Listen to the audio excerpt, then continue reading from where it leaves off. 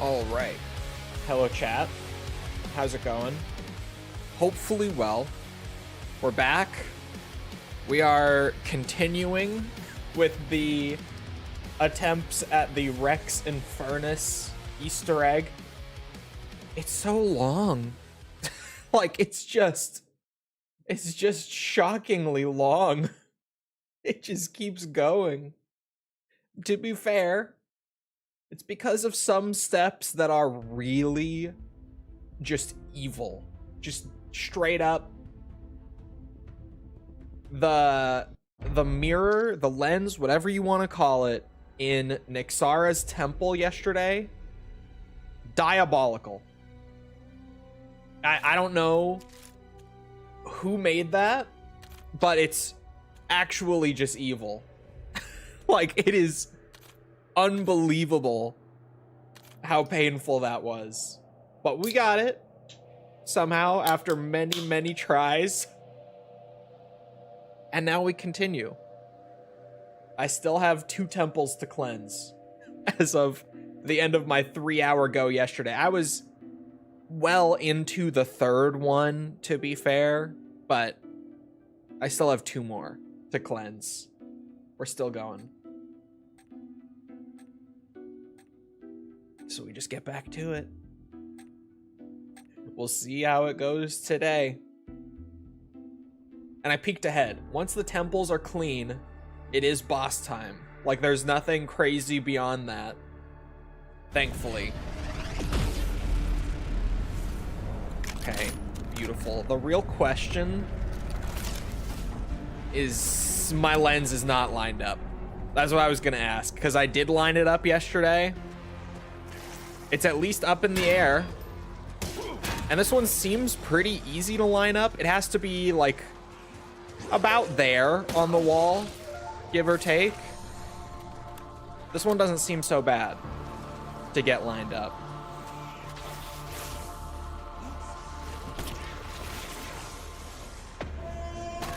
It's just gonna take a little patience.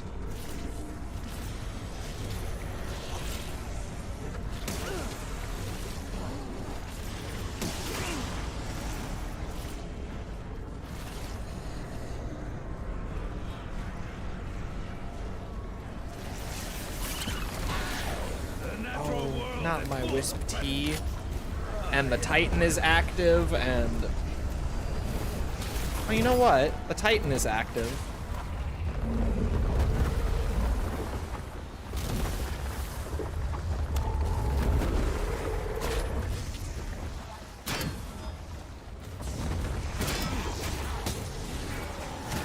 Yeah, this one's gonna be a bitch to do with zombies.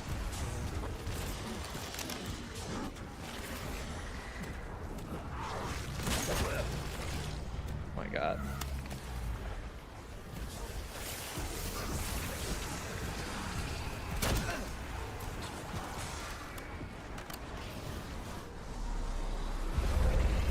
I have a zombie with the rune thing. The Titan is released. Sweet. Well done, my mortal That's what we were going for.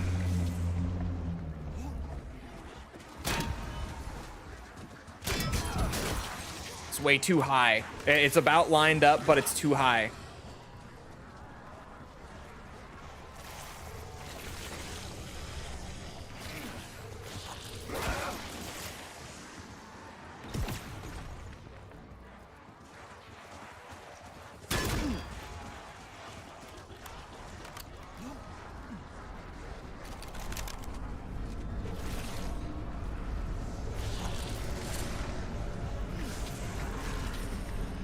It is a bitch just because there's nowhere convenient to run the zombies around in there to try to keep lining it up. I kind of have to bring them all the way out and then go back in.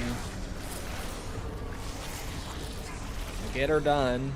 It's just going to take some patience.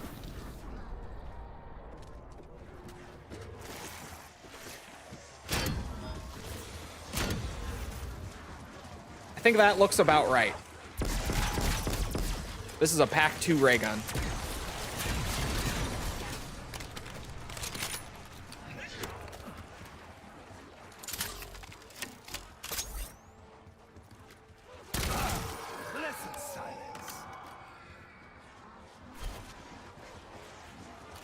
this not it? There's no honor in such killing. But on the other hand, I don't think that's it. I feel like that would have been enough zombies. Max armor. bonus points. Once my place of Oh, that was it. before my true countenance. Well, Before the let's begin. Painful as it is to admit, The cleansing. place, maybe not for this dream. Well, now, I reckon that's a mistake gonna haunt you. That one was not so bad to get lined up. It's just having zombies that made it a bitch there. But that's just because I'm trying to not bring the rounds any higher than they really need to be. Oh, hello.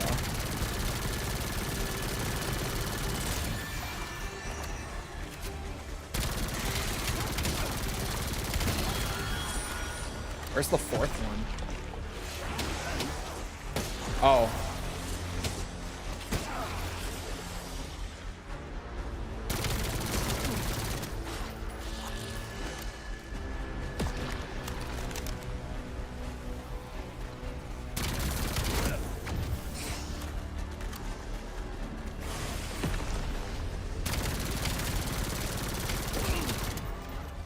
Such a bitch to hit at that range with this recoil. Fuck. Ray gun, bring us home.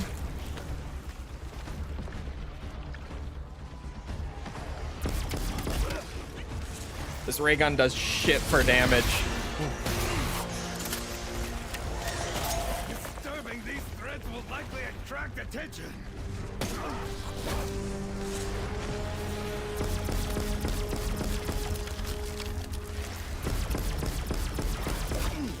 Is there an ammo box in here? There has to be, right? This ray gun is not doing it.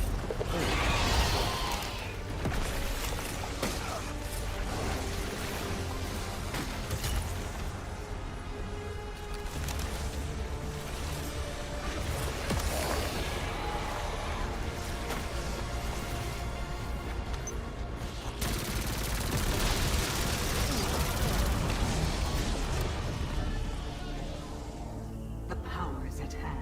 Strike the corruption from the temple entrance. Okay, this is also gonna be a bitch Reckoning approaches. with We zombies. must not falter now. But at least the lockdown and the lens and all that is done. This one doesn't seem like it's gonna be too bad to line up. I think. And I have purple flame already, so that's gonna help.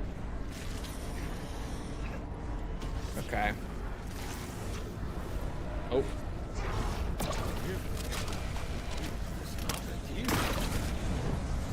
A new toy. Won't help none. I will erase our disgrace. I will remake the world.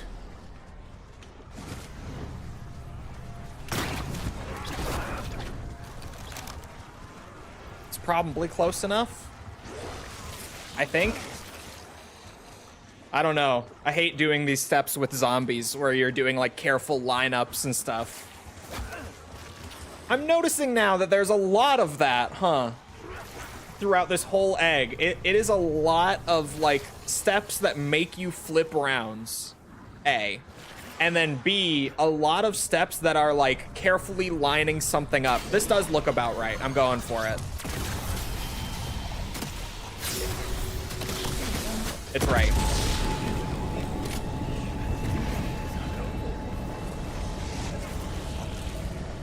I'm probably gonna need a grapple hook for that. Just the basic one will do. Let us burn this mother down. Ah, shit. Where there is no path, I cut. Oh, it's not raining. That's right. It has to be raining for that bit.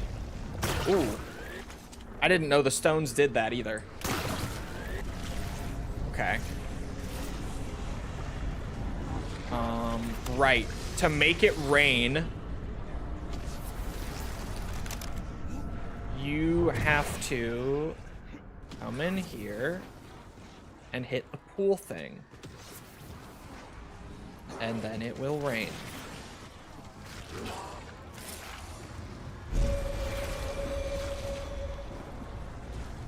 And then next round it'll rain, rather. Sorry.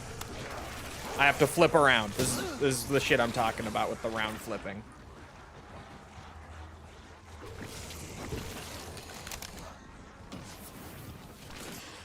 I feel Nixara's rage. This place of power must be cleansed of her corrupt Tatsu image. Oh. That's a save and quit bug. That line, the temple's already cleansed. That line playing is a save and quit bug. There was one earlier too with the warden commenting on the grapple hook for the first time. But that one is like, okay. The cleansed temple one is a little extra awkward though.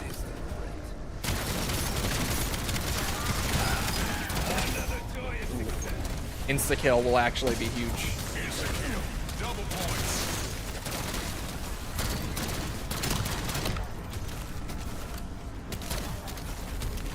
Especially with my Wisp T out right now.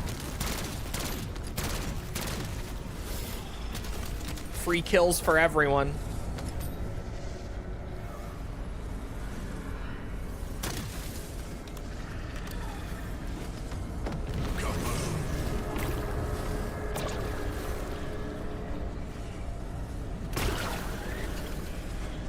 Don't need purple flame.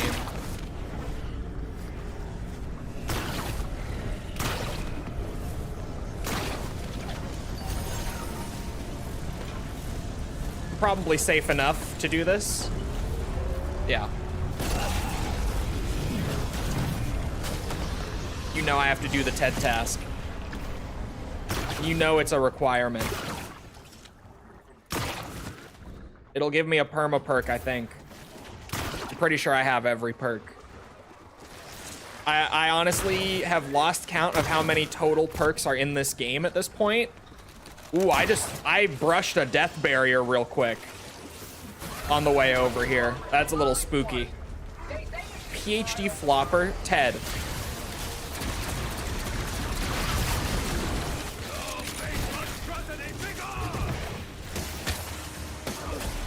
Ted, you gotta be fucking with me, man. PhD flopper at this round.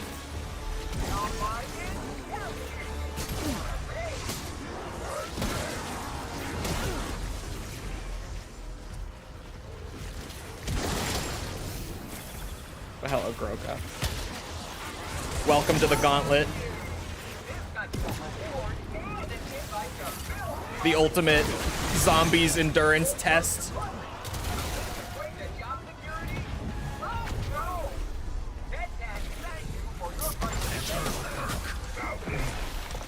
I can't lose my stamina, ever. Guaranteed, I'll take it.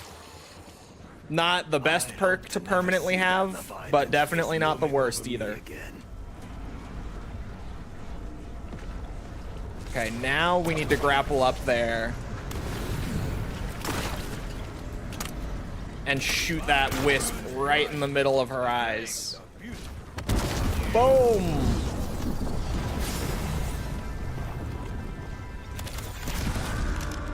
Oh, it kicked me off the rock. Boom! Temple cleansed. That's 3 of 4. All done. Okay. Now this next one, also I peeked. It's kind of lucky, because this next one has a step that also requires it to be raining to do. Her forehead to cleanse the temple. The final temple is Vaetherian's temple. To cleanse this temple, you will need to find the woven sash.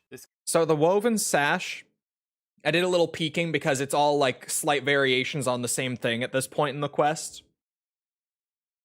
I shit you not, it's an invisible to the eye quest item that spawns outside of the playable area, and you have to jump out of the map at one of the 3 spots, hit the button to pick it up, and just hope that it appears because it was actually there.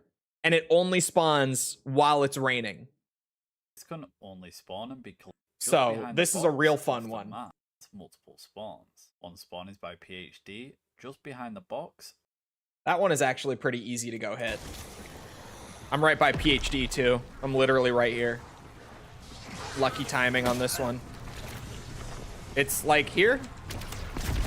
Doesn't seem to be there. This is one of those steps that if you showed this to someone, they would think you're fucking with them. Off the map. Another spawn is by Jug, also off the map. They're all off the map. I don't know why he keeps saying that. He could have just started with they're all off the map because Treyarch decided to make this Easter egg fucking terrible.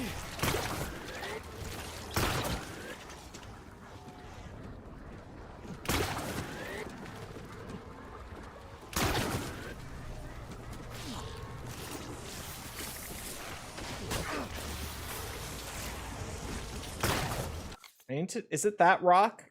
Off the map. Another spawn. Yeah, it's that rock. Doesn't seem to be there. It's by Jug, also off the map. And the final spawn is by Widow's Wine, but I couldn't get this in my game, but it supposedly spawns where this image is. Oh god, he doesn't even have footage of this one, just a screenshot of literally him looking down at where it is supposed to be, like as you drop. And it's over by Widow's Wine somewhere. I can see that there is like a stone pillar to the side of him.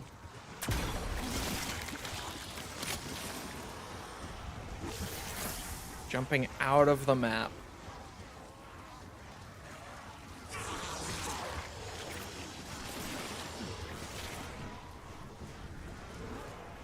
Bro, I might actually have to get down to a last for this one. Oh shit.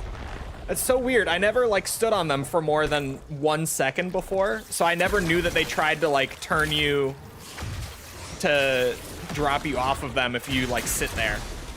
I guess again, zombie pathfinding stuff seems to be a recurring issue on this map because of the layout. So they have a lot of like little checks and stuff in there to make sure you don't break it. This Widow's Wine one is gonna be a real bitch, man. Like if I had a better screenshot, maybe.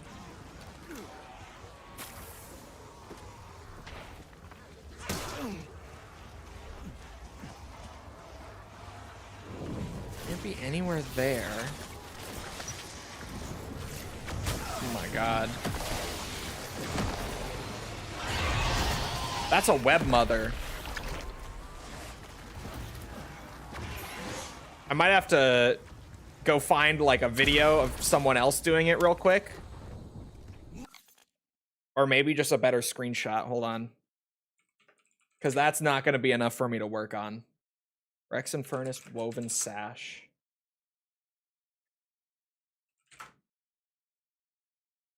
Okay.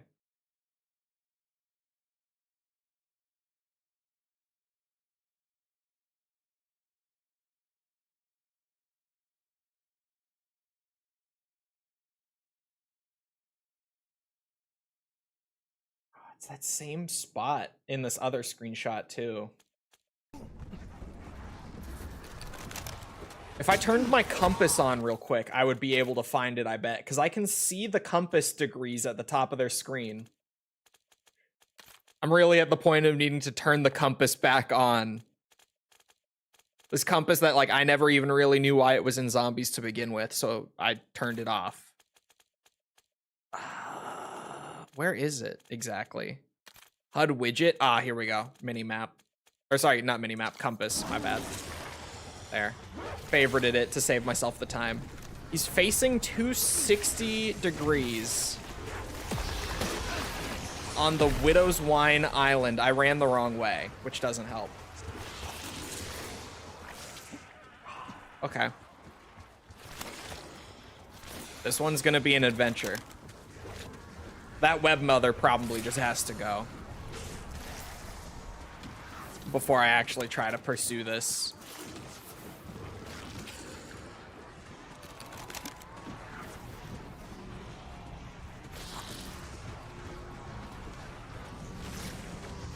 I could try to line up the thing first as well. But while it's raining, I kind of want to just get the sash collected.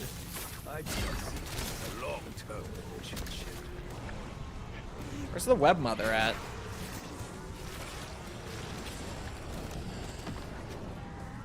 Should just be there.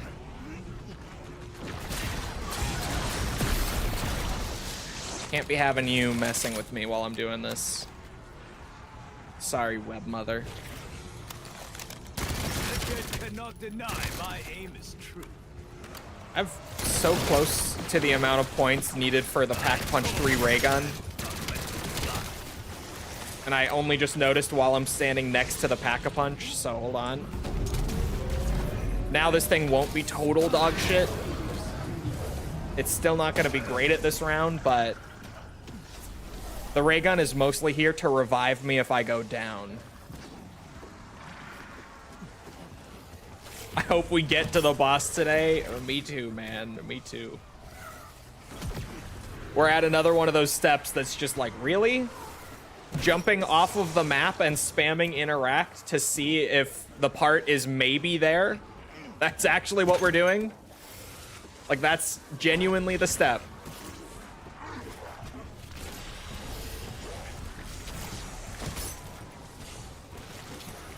What?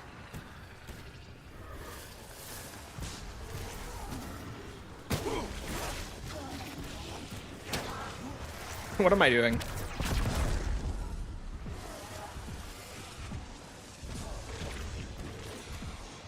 I cannot for the life of me find this Widow's Wine one.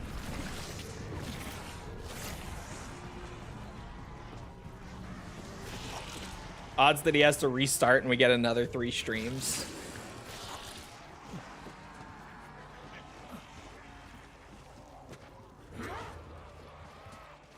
Okay. The compass is just the direction you're facing. It could be here. No, not there either.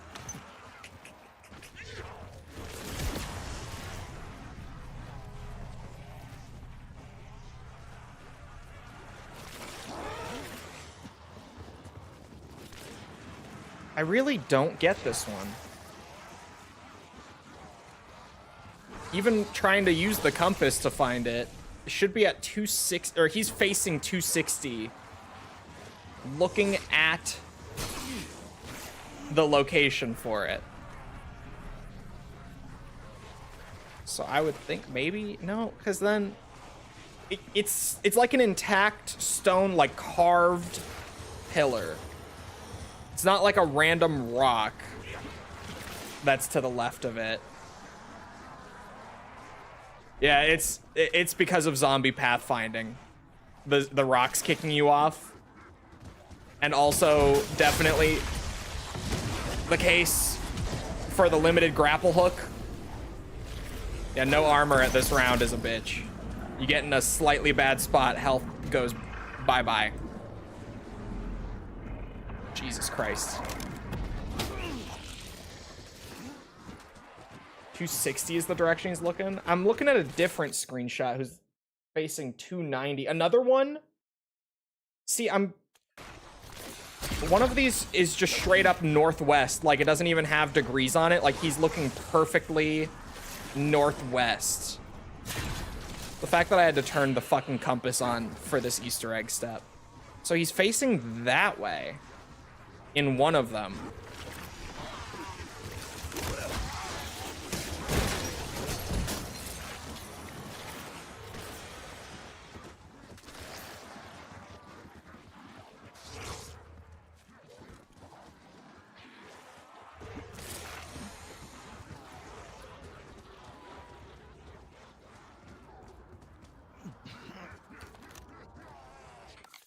$260 can be anywhere. Yeah, that's kind of the issue, right? Wait a minute. The mini map too. He's...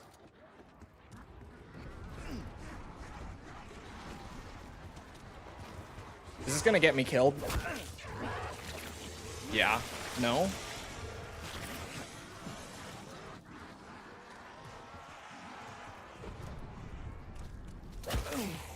I'm gonna need to hold a zombie for this.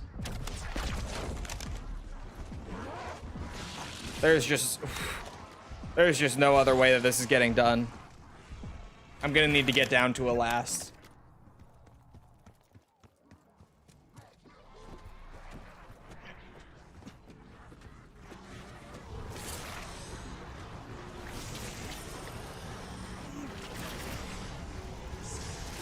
Trying to base it on the map as well. It's also on his HUD.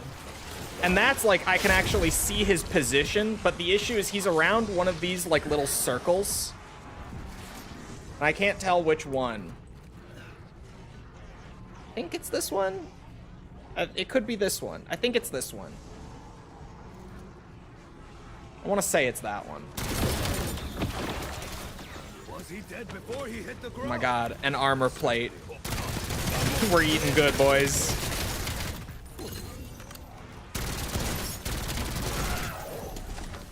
You know what? Wisp tea, this is a wonderful time. Actually. Do your thing. Babysit that zombie. Holy fuck. This is what I needed.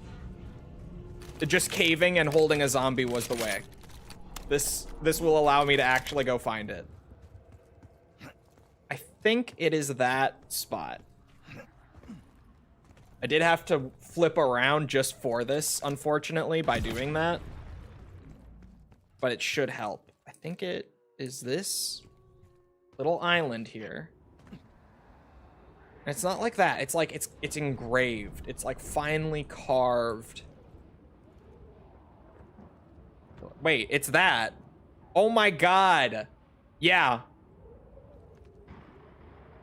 Yeah.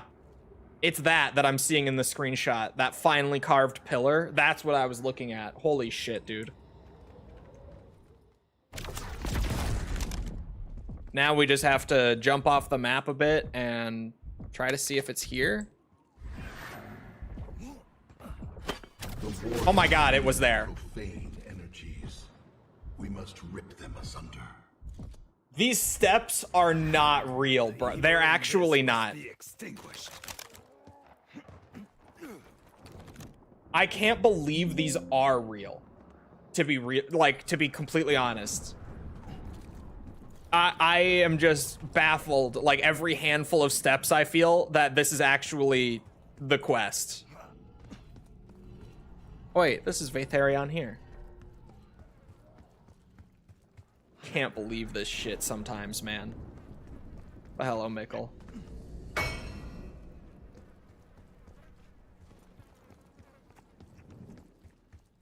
Close to cleansing all 4.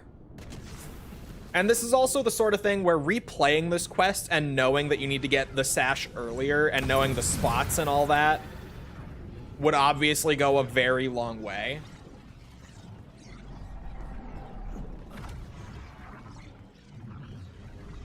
But dude, I saw a 58-minute speedrun. That should tell you everything. That the speedruns are 58 minutes. What?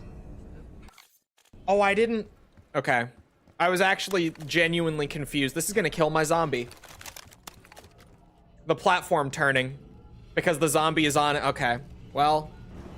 Fuck. Actually, get this. The solution should just be picking any of them and spinning it 3 times. So I'll just do the center one.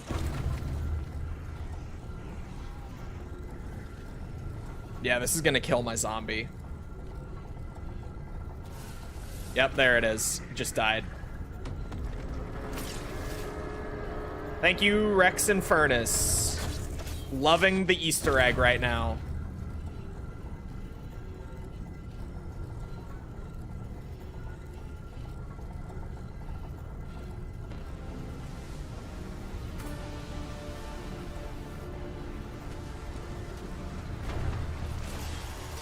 Wait, was I wrong about the solution? Hold on.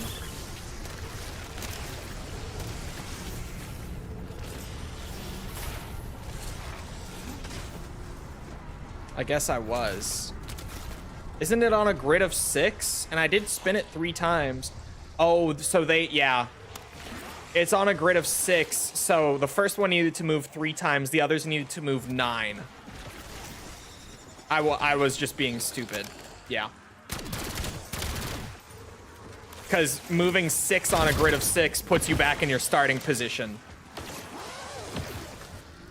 I took what was owed. My brain.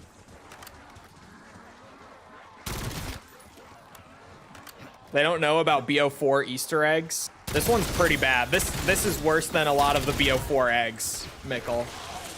Like, this is some straight up Blood of the Dead level bullshit right now. I won't lie.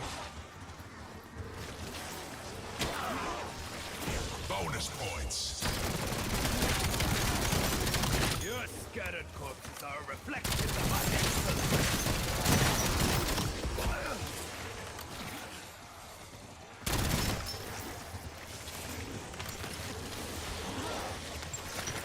Full power. Mikkel, did you see there's a new mastery camo, by the way, for zombies with this map? It's a zombies exclusive extra mastery camo for having acquired all of the zombies pack-a-punch camos across all maps. So all of the cursed camos. It's a new mastery camo for all of the cursed completion in the game.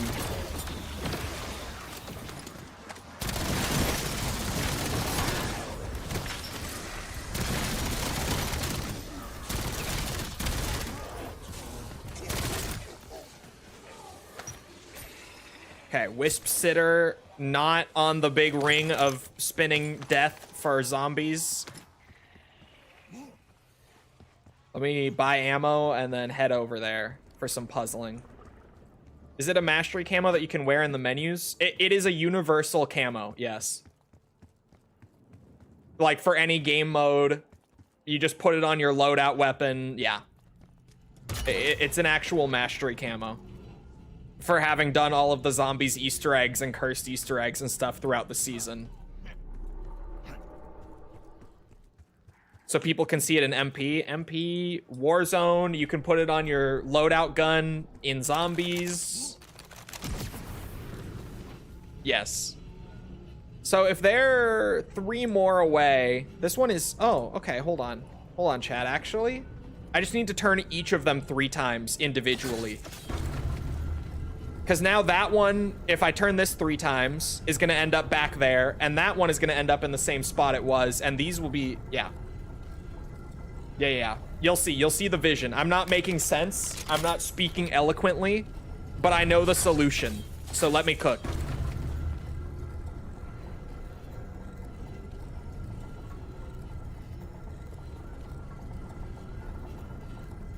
Just let me cook.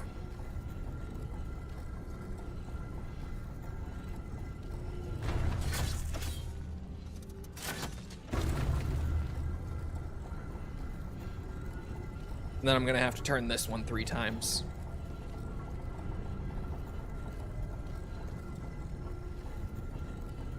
But those 2 will line up at Vaetherion. And this is 3 away. So those move 2 per spin of this on a grid of 6. They'll end up back there right when this ends up there. I'm a puzzler, boys. I'm a puzzler. What can I say? I did not mean to do that.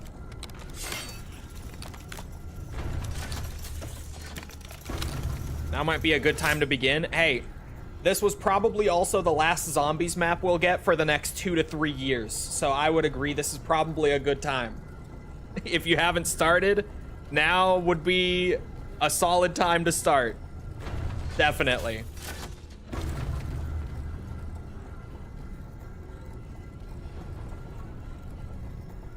Behold, my puzzling.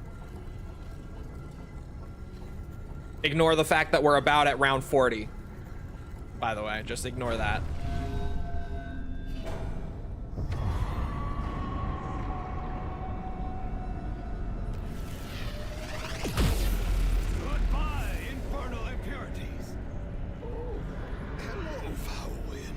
Oh, I see what you're trying to do.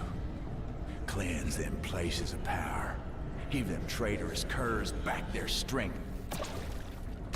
But you ain't gonna uncurse their temples. They ain't never gonna get no dominion over me.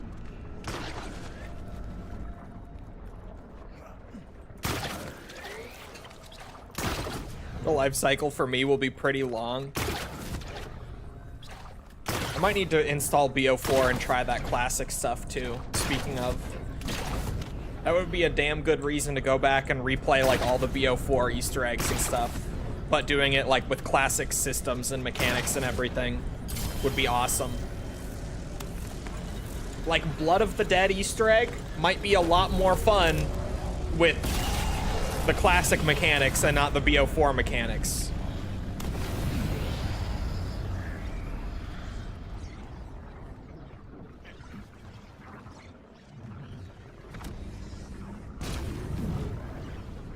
And then stuff like Ancient Evil and 9 and all that just will be fun.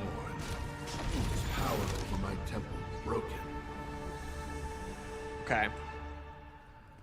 Can I do this one? Chat, you're not gonna believe this. Again, I shit you not, this is a real Easter egg step, okay? So I swear I'm not bullshitting you. Just bear with me. To open Vaetharion's plate and get the mirror thing out, the lens. Now, Drum roll, please. Because I remember this from peeking ahead.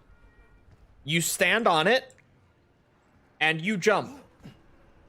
Repeatedly. Like for an extended period of time. And it will open up on one of these jumps. I wish I was bullshitting you, by the way. You'll see. I sincerely wish I was lying.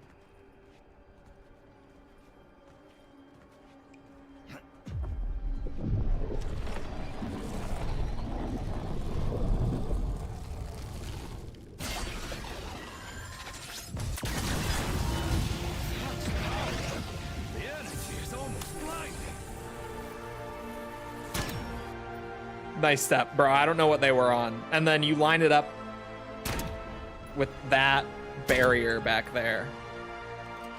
That actually should be pretty good. That one is really easy to aim for, to be fair. Like aiming for the wall in the barrier right there. That's pretty easy to do. Super intuitive step, I know. Just bounce on it like 15 times and that'll do it. Also, we have 1.3k Timmy videos to catch up on. Is crazy.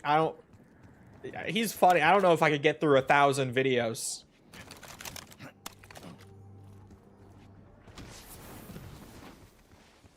Whoever figured it out must have been losing their mind. I would have been. I don't know how this was only a 25-hour hunt, to be honest. I'm sorry, is bouncing on it an Easter egg step? Yes.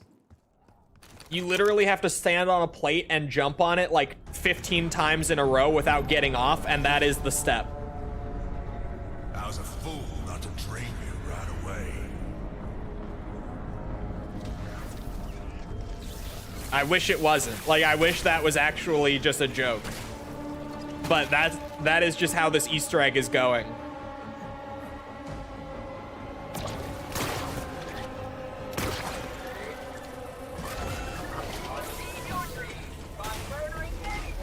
Holy fuck.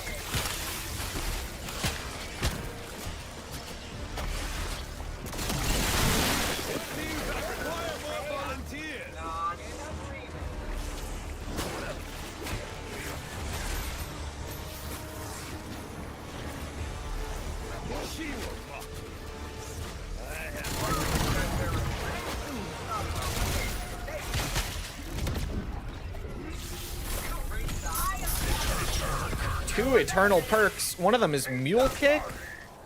One of them is Melee Macchiato.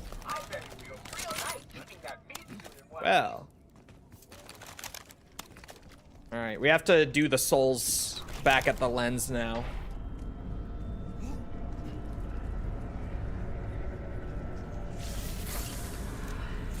Imagine this being discussed with actual dev team. Like, yeah, so we have a puzzle and one of the steps is just pressing space 15 times.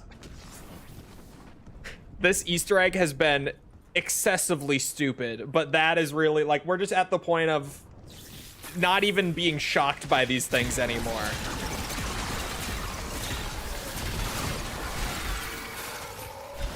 Okay, yeah, it's working.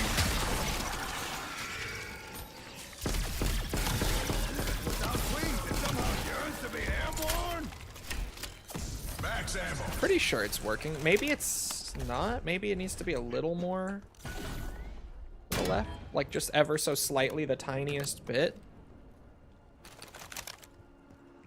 Oh, we're gonna need to release the Titan, which I think is the Titan right here that still has a shackle on.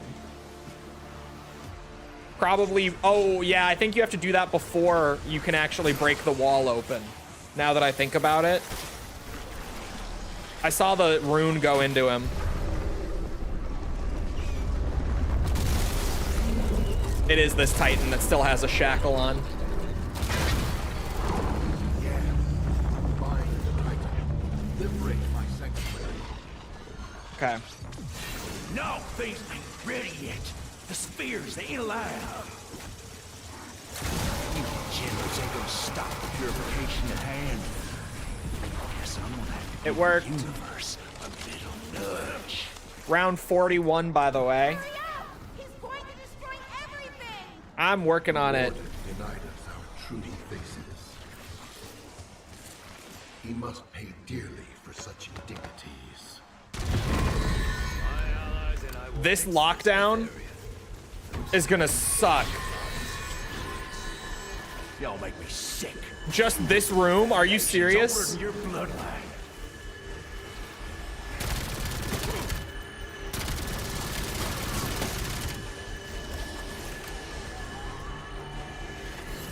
And it's spawning an abomination in that window.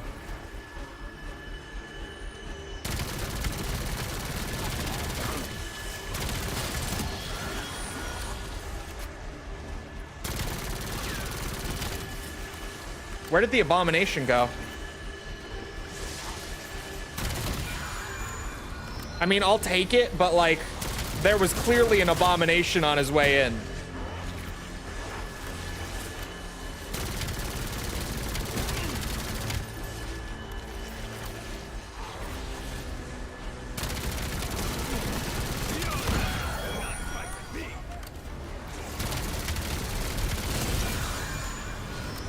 Okay. Oh, there he is. Oh my god, I'm so close to being done, though. Just gotta shoot the face.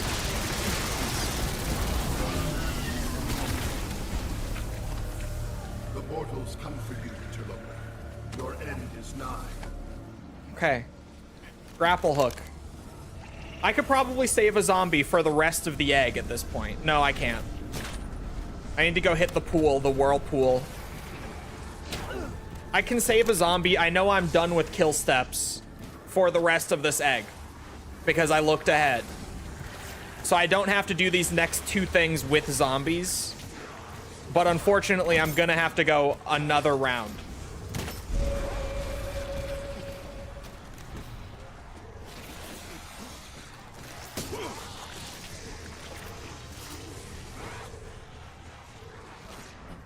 I know it's not related, but did you pre-order the Joker Flight Pack edition of Ace Combat 8?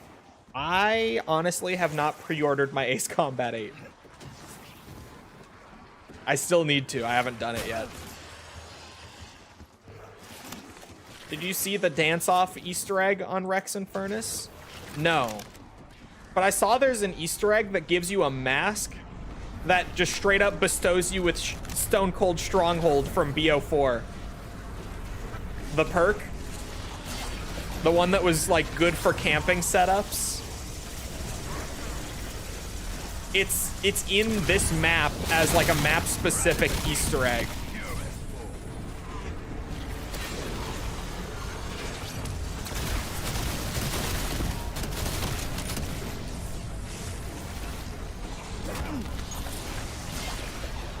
Double points.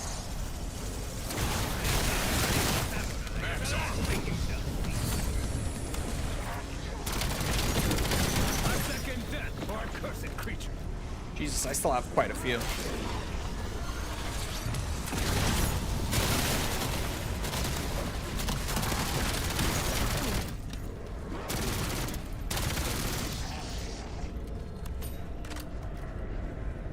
Okay.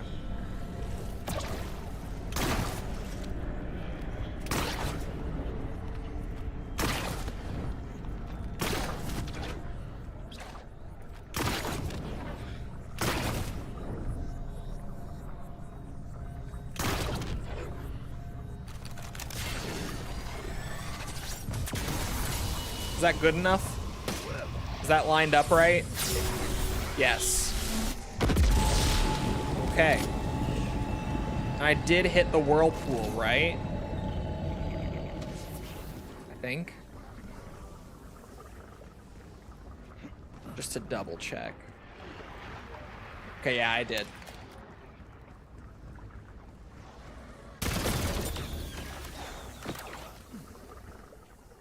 Okay. 42. We keep her going. This Easter egg is absurd. But we're so close to having all the temples cleansed. It's been a ride. It's been a ridiculous ride.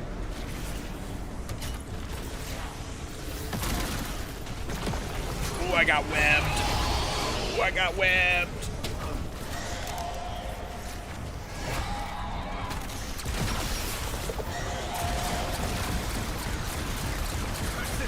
We are witnesses to new.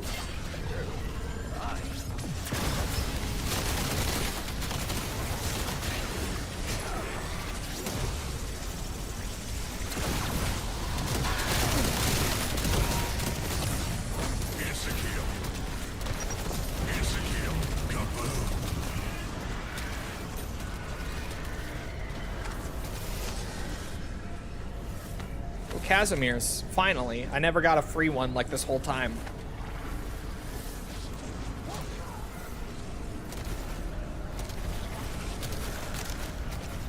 All right. I'm unfortunately not gonna have Wisp Sitter at the end, but I'm not gonna need that.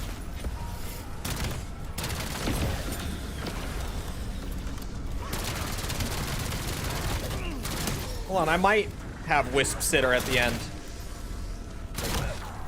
I do. Never mind. I thought I was further from the end of the round than I was. Okay, let me get a grapple, get the fire. I don't know if I'll even need it, but I feel like I've had to double that up for most of them. I probably do need it, looking at it right now. Is it that? Aha!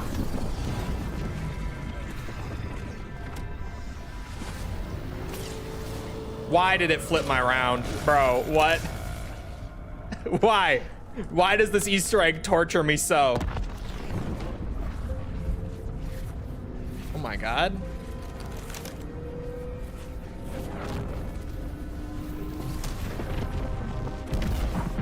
Holy shit. Flows freely once more.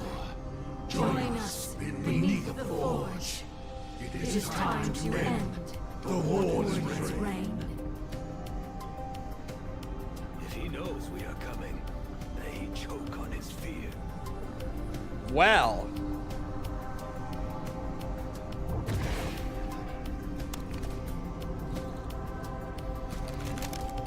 Hold on. Nothing's spawning on me right now. I could take a look at the cleansed Vaetherion temple.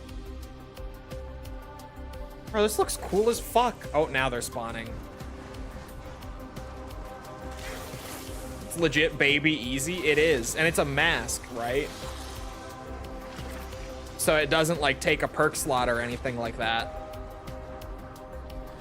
It's pretty cool.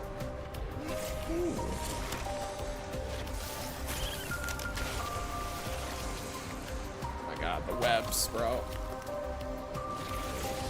right, let's see how the boss fight is. Pray, chat. It's time.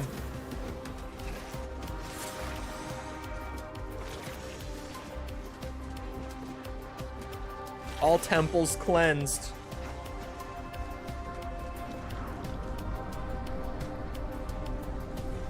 Hold on, I need ammo.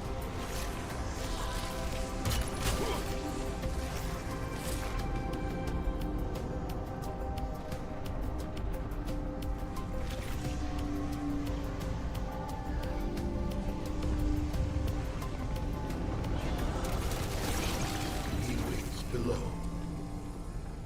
For the first time in eons, he knows fear. Be relayed, but this battle is yours. Do not fail. I'm really gonna try, believe me. Oh my god. Wait, hold on. We're actually descending. Oh.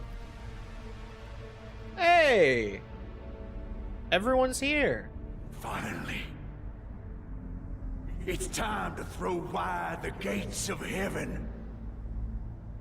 Oh, yes. Yes! I can feel them. The threads are mine to come.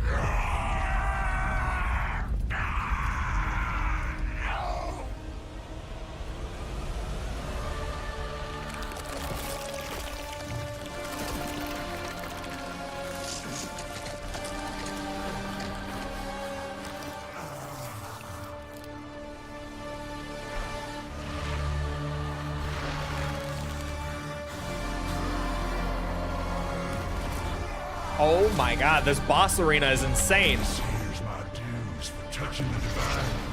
So be it. Oh my god. To finish the job on your miserable sinner hides.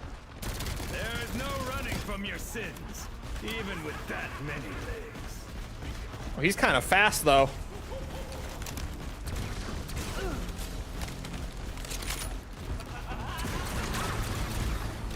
Wonder Weapon does fuck all damage against him. Ooh.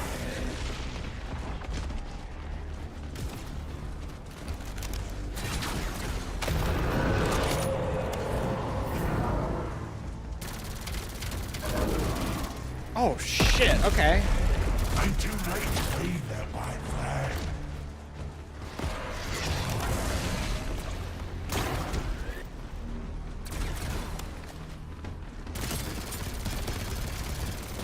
I told you, man.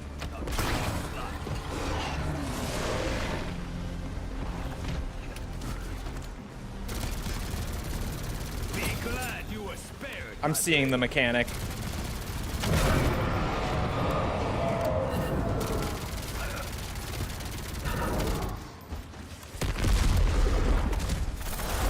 The Nova line is doing its thing.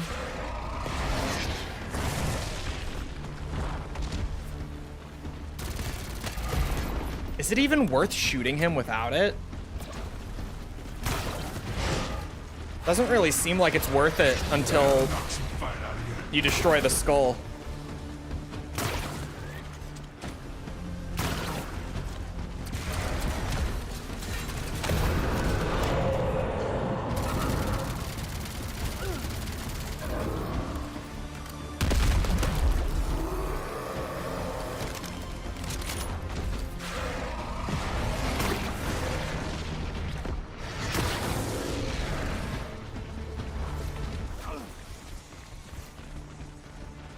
He's very passive, thankfully.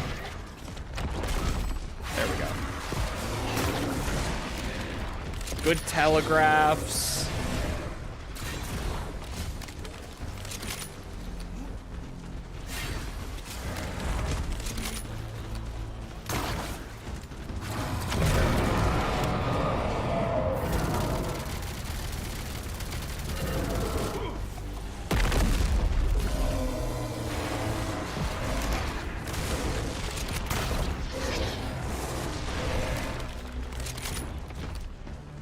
I'm waiting for a phase transition here.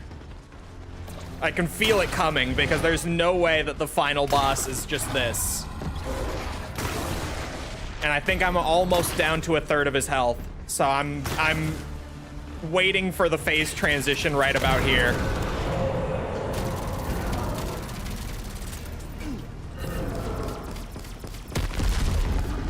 Yep, immune. Who could have seen that coming? Cross me. Oh, were those? Oh, yeah, okay. Is he charging up off the entity over there? I'm sorry.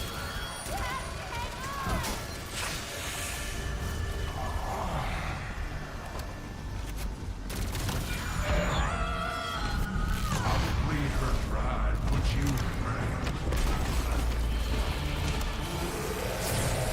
Warden Stinger, what the fuck?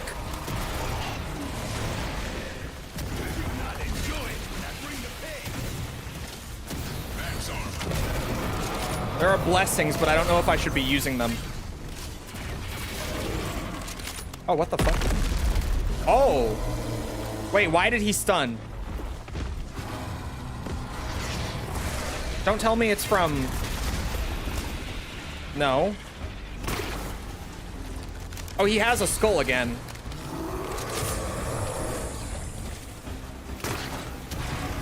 What the fuck is that? None of you deserve what I was offering. You shoot it, okay.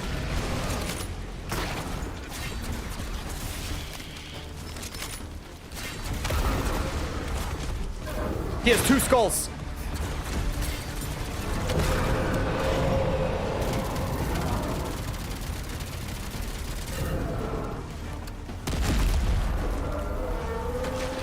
Okay, they did pick it up a lot even just on phase 2.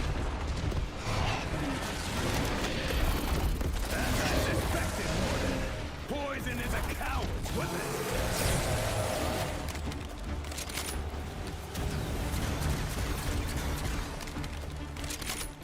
Eternal perk. Kindness from the enemies of our enemies. They're scraping you off my boots when I'm done with Oh, fuck. Yeah, that's gonna hurt like a bitch. Try to not do that again.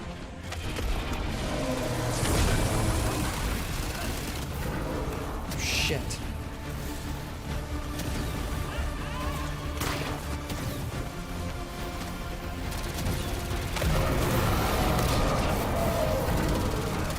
High-speed projectile.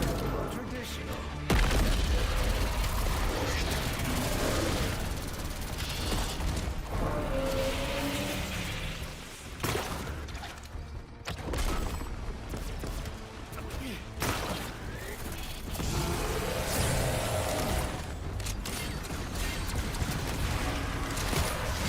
Ooh, fuck.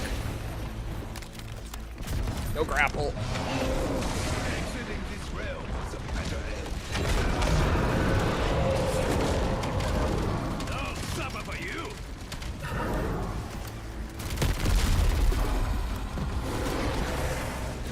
Why is my Volterade not replating me?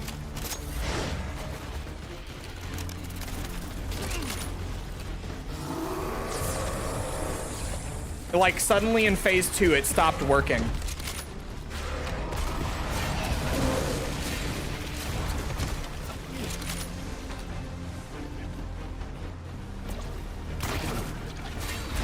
I've been looking forward to this. Fuck.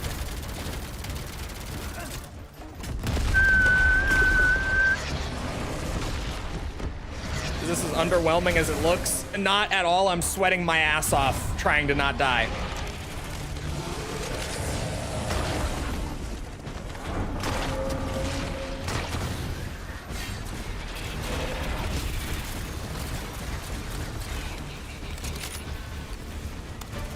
This is like if you had a team of 4, this would be great.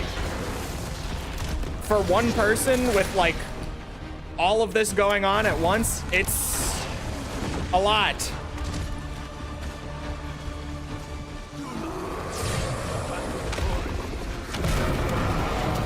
I ain't going nowhere. I take no pleasure in your pain. Shall they be so? Oh my god.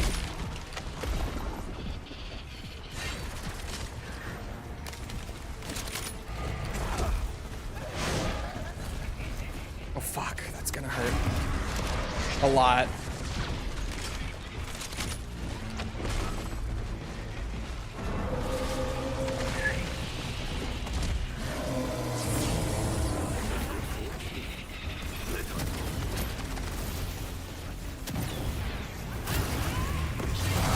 sustenance.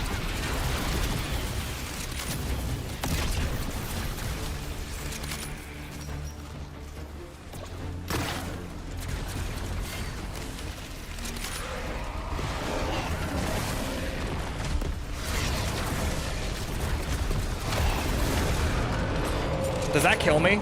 No. It is 50% of current health, thank God. Oh, fuck, I missed the stun. Because I got knocked off.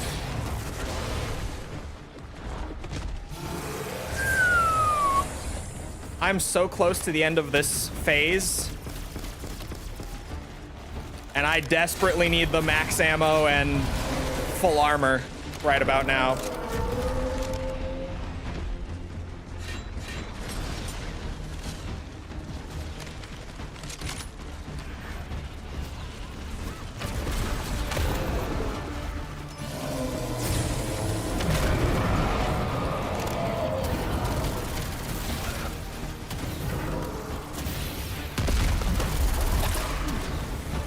He has a fucking tail whip. Oh, I have no armor again. Yeah. This far.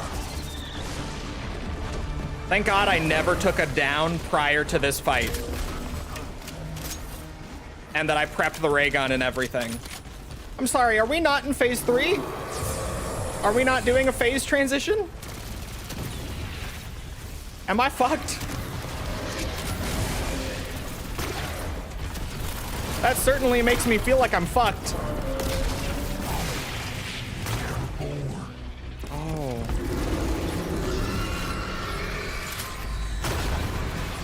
I just hit phase 3. I had to do a little more. This is not the afterlife. You can get out. You better.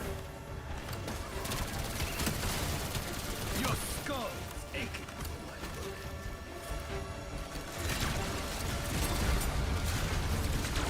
Their lack of skill does not impact my enjoyment.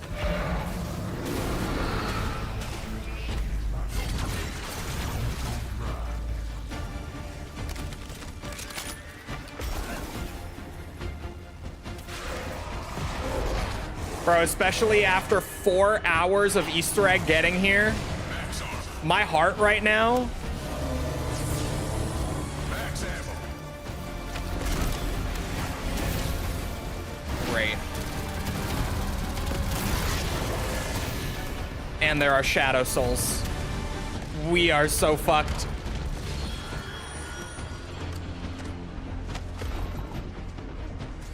And far easier.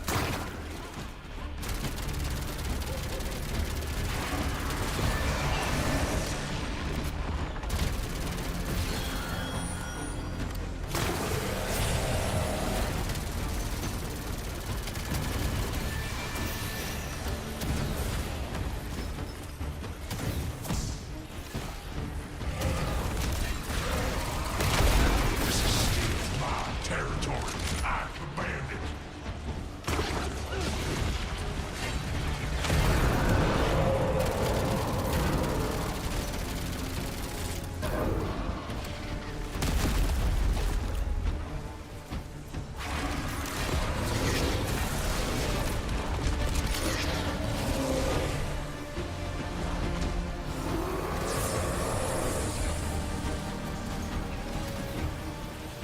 Oh, what does Nyxara's blessing even do? I haven't had a Nyxara's blessing before. She was the last map. This place is mine. In my image. Bro, the skulls?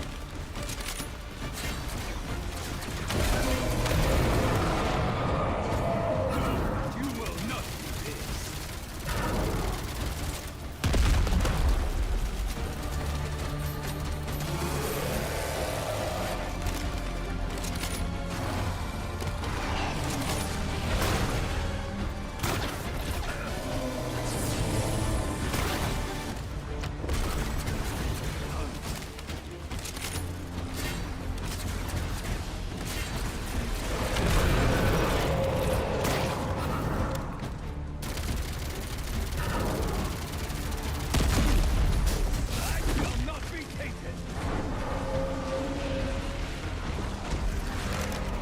God bless Widow's Wine.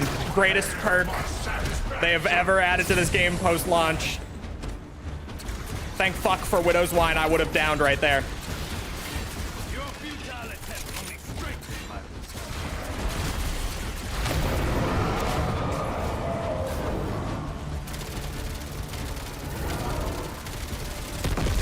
Fuck you, Warden. Kiss it. Kiss it. Come on. Oh, sorry. Am I supposed to do something? Oh, fuck off. Don't do this. No. No, please. Please.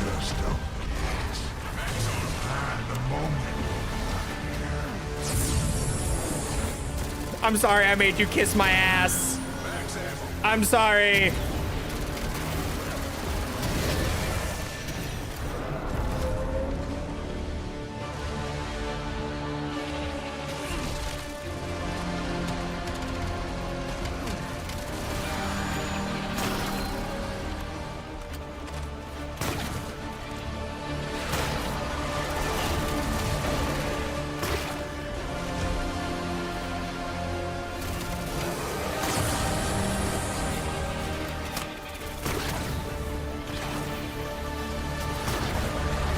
What the fuck?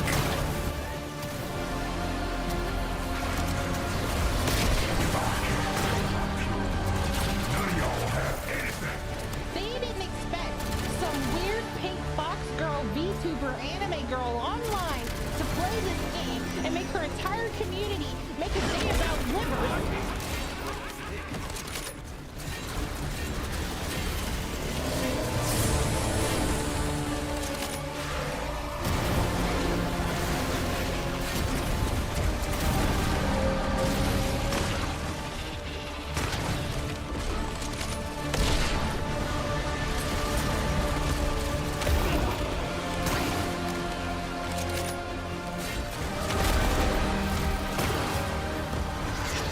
This is absurd. This cannot be a real boss fight.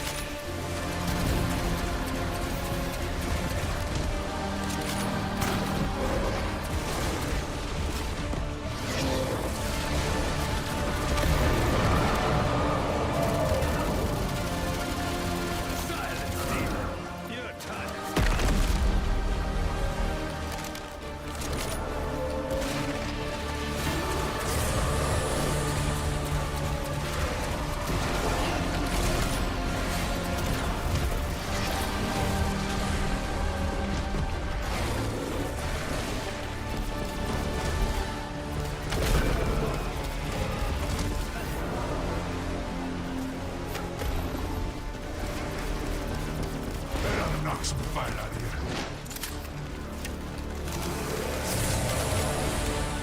I don't have points to buy ammo for the crossbows. I need 10K. And the crossbow is like what is actually allowing me to kill shit right now. What the fuck?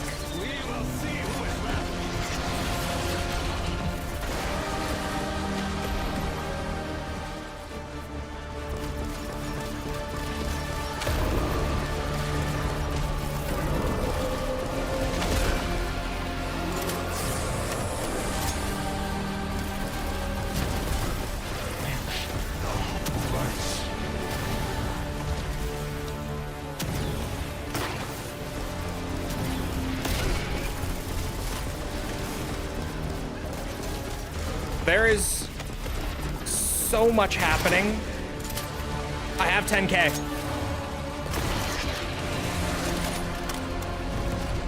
Fucking ow.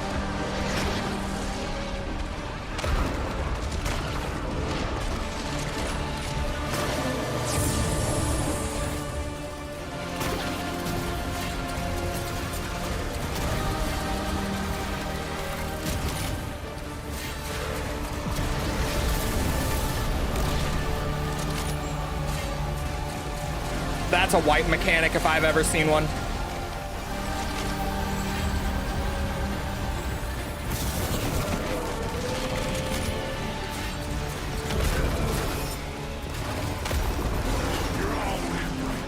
None of you deserved what I was offering. I barely made it through that wipe. It was so close.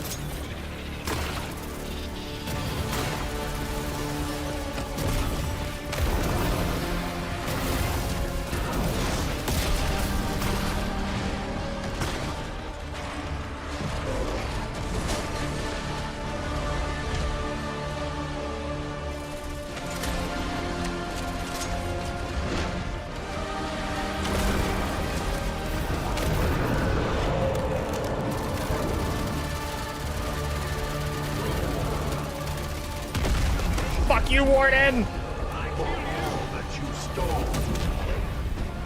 For all you destroyed. Those lost. We now reclaim. Warden. That's the easy version of this boss? That's the non-buffed one? Can't believe we took down that massive walking rectum. Yeah. But ideas like his got a life all their own. Racism. Get it? They're subtle about it.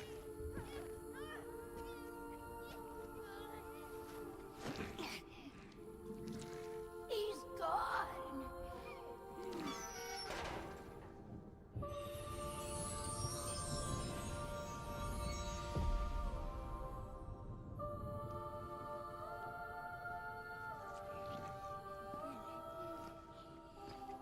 Thank you for taking care of them for me. Oh, they were no bother. Little gross. Definitely creepy. No bother, though. I was talking to them. We don't even know your name. Ava. Ava. It is Ava. Ava. I wish it could be different, but some things are preordained by the past and the future. Your destiny leads you elsewhere. It's time to say your goodbyes. We make pretty good team. If you're having thoughts of second. That'd be real nice, Nikolai. But we still have a role in all this. You are on a righteous path, Kava-san. Most would shy from such a destiny. Well, no one lives forever, Tak. And I was always gonna go out with my boots on. To endure hardship so others can move on. These are the noble actions of a Bosatsu.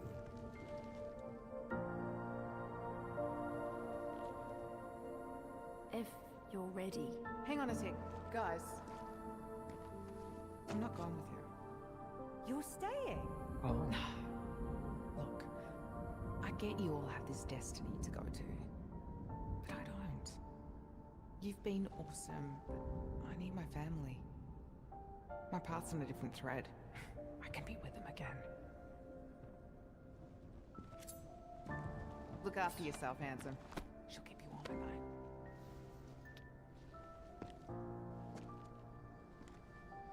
Yeah, Maya had to be written out because of later material, timeline-wise.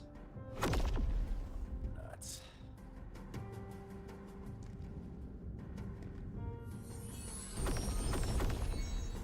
Don't let the portal hit you in the ass on the way out!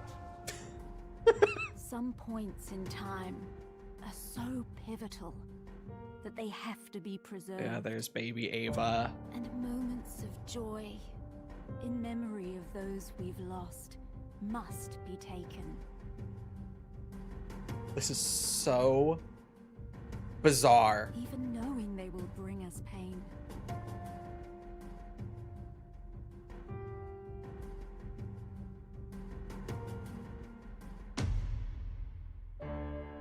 What the fuck? Or perhaps cost us everything we are. Because it is from the ashes of these labors second chances, and even new beginnings are born. Your threads remain bound. It is time for you to journey onward. How fucked zombie lore is? No, it all makes sense. It's just fucking crazy. And you have to have played like everything in the Dark Ether storyline to keep up with all this right now. This is crazy.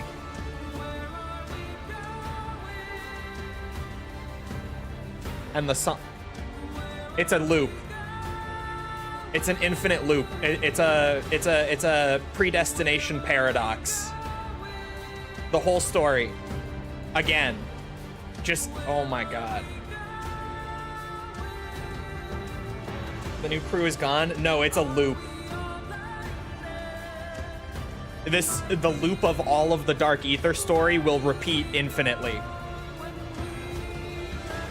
Is what that ending means. The end for now. Yeah, okay. Okay. Okay. That's a lot.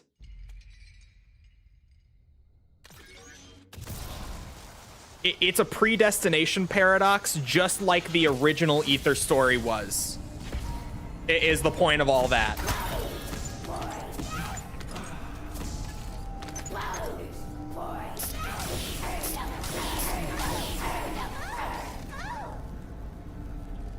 Couldn't go without the tradition.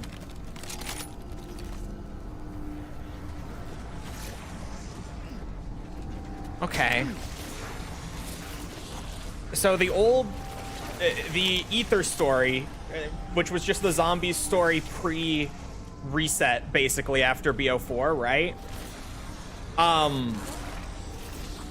Ultimately ended up being a time loop, right? Where it just infinitely repeated itself because of predestination.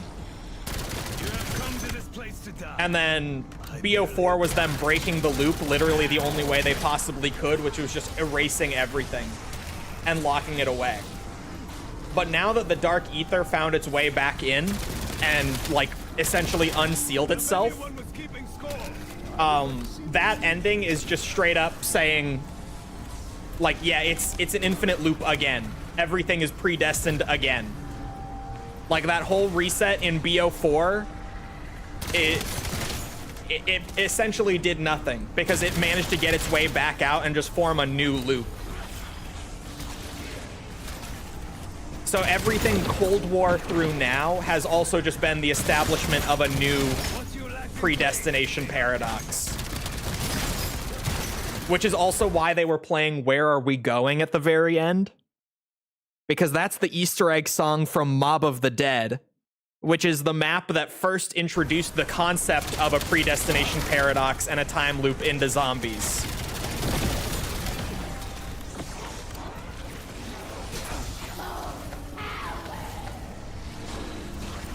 That's why I made the face when the song like fully kicked in and I realized why they were playing it.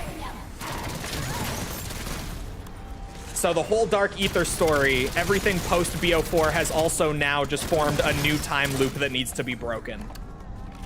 Hence why they say the end for now, because they're probably going to do the same thing they did when BO3 ended and confirmed it was all a time loop, like every bit of it prior to that. And then BO4 was all about breaking the loop. Basically, I would assume that the next game is going to revolve around breaking the loop that has now formed.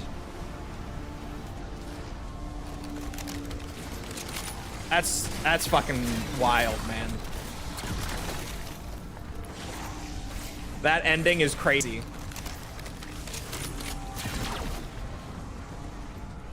That boss fight is ridiculous. I wonder if Cursed did get a buffed version, because there's no Cursed rewards for this map.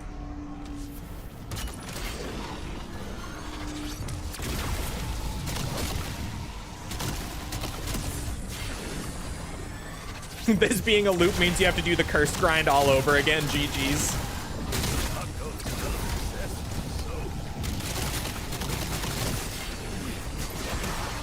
That's crazy, man.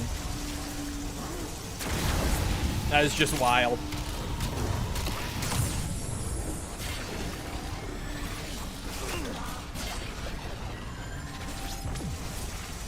To be honest, I fuck with that ending. To be completely real, I dig it only because I feel like them just being like, oh yeah, we killed the big bad guy, so now like it's all over. It wouldn't feel very Zombies for an ending. Like, Zombies never really ends on a good note, even once you reach the end of what you think is going to be like what it takes to end it. I kind of fuck with that. Kind of feels like every other ending we've ever gotten aside from, I guess, BO4. I'm glad it's not as lame as like a Cold War Zombies ending where it's like, oh yeah, we killed the big bad thing, so now like it's all good. Everyone just go home. Smiley face. I kind of fuck with the idea of there being a new time loop that needs to be broken. I have Wisp Sitter on. Let me fully just go look around the temples before I close out this game. Because there is no cursed grind for this map. There's no new relics, and there's no cursed Pack-a-Punch camos or anything for Rex. So I don't know when I will do this Easter egg again, especially because it's really long and it's a fucking bitch. It's terrible. That was just painful, the whole thing. I'm shocked that the Easter egg hunt was as fast as it was for this map. With how those steps were designed. There's so many, like, you know, this was clearly designed just to elongate the hunt kind of steps. So many in this egg. That's crazy how many there were. Tier list time? What, of the BO7 maps? I could tier list them. Oops. Fairly easily. I don't know where I would put Rex. Yeah, I know where I would put Rex, actually. Never mind. Like, on a tier list? I was saying, like, yeah, I know where I'm putting it. Favorite step by far is bouncing on it. Yeah, that shit is so stupid. Like, just a good number of steps that are like, this is here just to slow down the hunt. Which is frustrating. Because then, like, you know, maybe the hunt is better. Maybe. Even then, sometimes it's not really. Like, remember Revelations? But then, long term, the steps are just so dumb that that Easter egg quest will always feel damaged by it. You know what I mean? Like, it will always suffer the consequences of that kind of design. Go find rocks in the distance. That was peak. Yeah, rocks outside of the map. Some of them were, like, hidden around the corners in spawn windows and stuff. And there were, what, like 10 of them that had to be found? And they were all ridiculous. It literally took the entire community over a week to find all of them. Yeah, fuck the Revelations Easter egg hunt. That was diabolical. It's such a cool map, like, visually, aesthetically.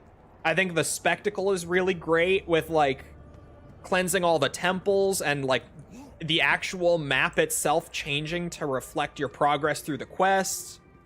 And, like, the big ring thing in the middle goes crazy and you're shooting beams everywhere and you're striking lightning everywhere. Like, the spectacle and, like, the thematic stuff in this quest is awesome. But the actual steps suck so much ass. Genuinely. They are just painful. The boss arena is cool. The boss fight is really cool. It's just like, dude. I'm so, like, down the middle with this map.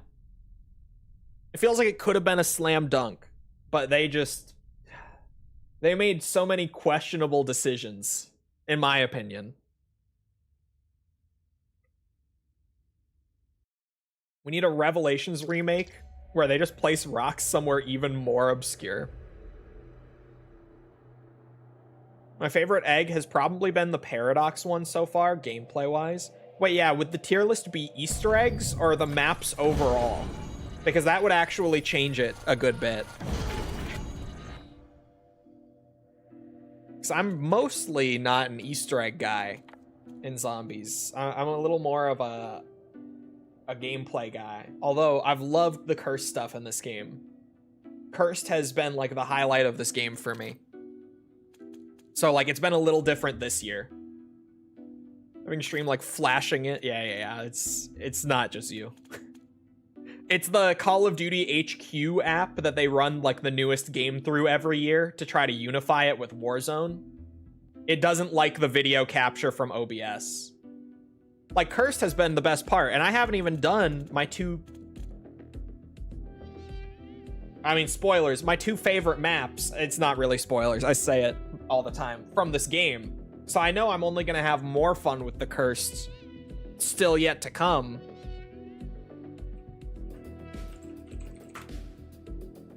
Someone has to have made this by now, right? Someone has to have made a template for the BO7 Zombies maps.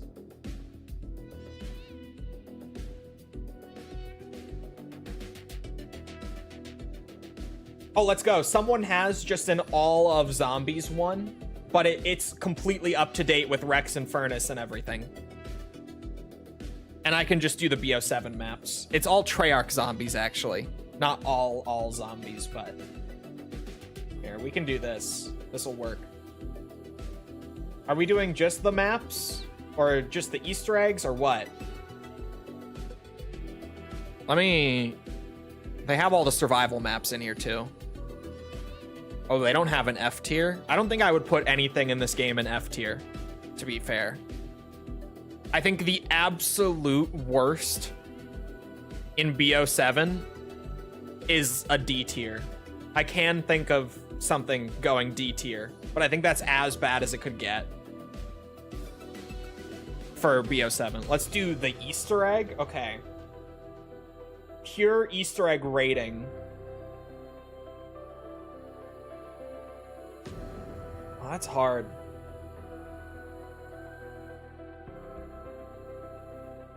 So I'm trying to like block it out in my head. Maybe I should go one at a time.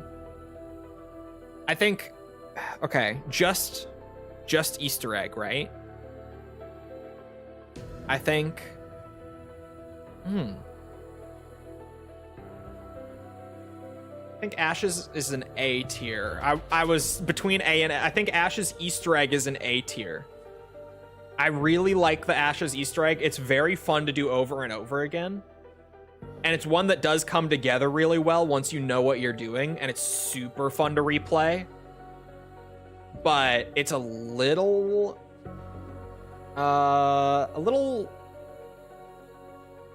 Some steps aren't that fun, especially, like, I'm a solo player, so for me, some steps are really painful. Like, the diner lightning step sucks in solo because you need to do 2 rounds minimum just for that step. So there's stuff like that for me that holds it back, but like I love that when I first did the Ashes of the Damned quest, like when the game first came out, I finished it in like the 30s somewhere, like round 30 something. But if I went and did Ashes of the Damned Easter egg now, I'll be in the boss fight at like round 13 or so. Because just the more you do it, the more you optimize it, and it has a lot of room for optimization. I might move it to S. It might be a little fun. No, I'm gonna keep it in A. For now, at least. Astra, I would put as a B tier quest. It's very puzzly, not a whole lot of like gameplay steps. And I like the puzzly, it's just I wish there was a little more like gameplay oriented stuff in Astra's main quest. It's really fun though. It has a good boss fight. I like Caltheris more than most people, for sure. I enjoy fighting Caltheris. She's a fucking demon in Cursed, like the hard mode version, but it's fun. Like, it's really fun. This map has the Nova line on the wall, too. So, like, even if you are playing Cursed and you're doing the hard mode version, it's not, like, one of the best guns in the game for dealing a lot of damage to bosses really fast isn't very easily available on the map. I would say B tier. I like Astra Malorum. I would say it's a good Easter egg. I wouldn't say it's like a great Easter egg. I wouldn't say it's an amazing Easter egg, but I think it's good. I like the puzzles. I think it's a lot of fun.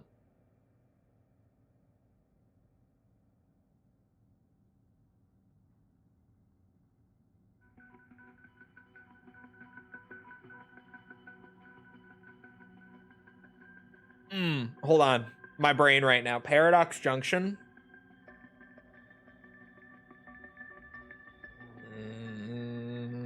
Paradox. Oh. I'm gonna put Paradox in A tier. This Easter egg is really, really fun. Good gameplay, good puzzles. The little kid games and stuff are a blast. The time travel back and forth stuff is super fucking cool in the main quests. Like, genuinely, I don't really like the time travel thing on Paradox, generally speaking.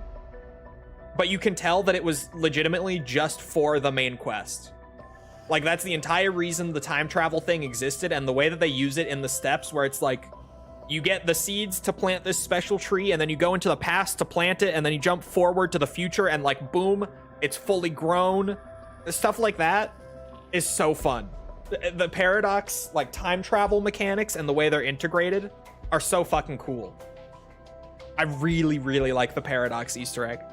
I was debating, I'm gonna move Ashes to S, because I can only think of like 2 steps that irk me a little bit, but they're like solo specific quirks. And I do think it's like a whole tier above Paradox, and I think Paradox is like a whole tier above Astra. So I'm reshuffling a little bit. I'm putting Ashes up there. I think there's a better quest in this game than Ashes, though. And I think it's Totenreich. I love the Totenreich Easter egg. I love it. Sorry, I forgot to say, the one thing with this boss fight sucks even in Cursed. It's really lame. I forgot to say that. Before I get ahead of myself, the boss fight, the Dark Heart, is lame even in Cursed. Like, even in the hard mode version. Yeah. Totenreich, though. Totenreich has to be the best Easter egg in this game. It's so, so fun. Like, everything that was good about Ashes applies to Totenreich's. Plus, like, a shit ton of Origins nostalgia. Plus a whole lot of, like, lore specifically for Richthofen, who is my favorite, and I think most Zombies fans' favorite character. Totenreich has a great quest. The boss fight is unreal. It's definitely my favorite BO7 boss fight. It's so fun. With, like, the grenade throwing into the mouth thing, and the fucking kaiju fight going on. So fun. Totenreich's Easter egg is so fucking good, man. I love it. I love Totenreich in general, but the Easter egg has to be the best one. Kwakujo also at S.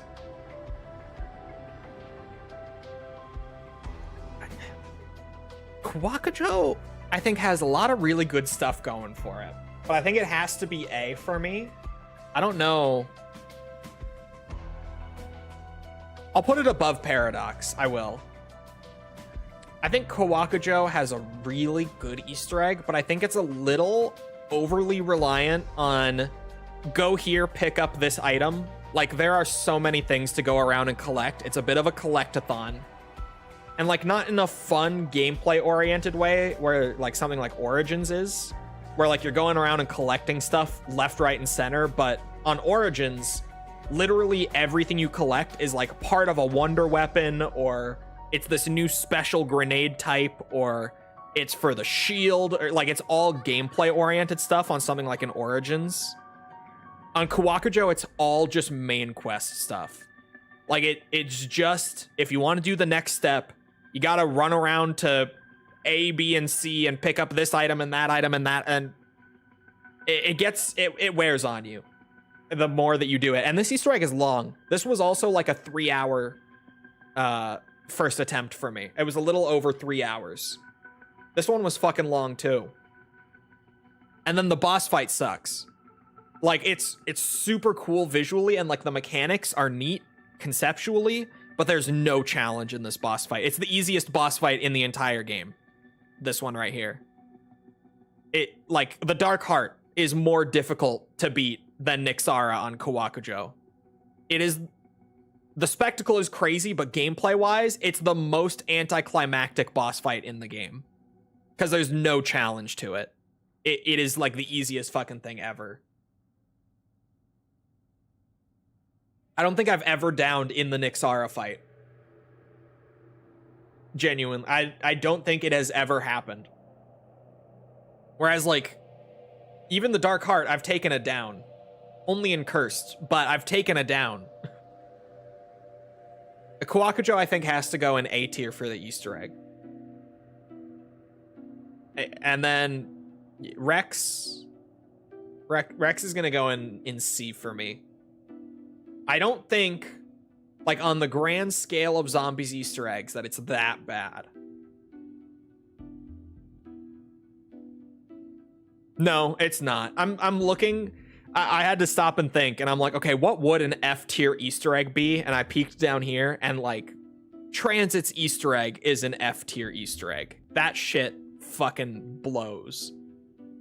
Firebase Z's Easter egg is a fucking F tier. Yeah, okay. It's a C tier. What would be a D tier, actually?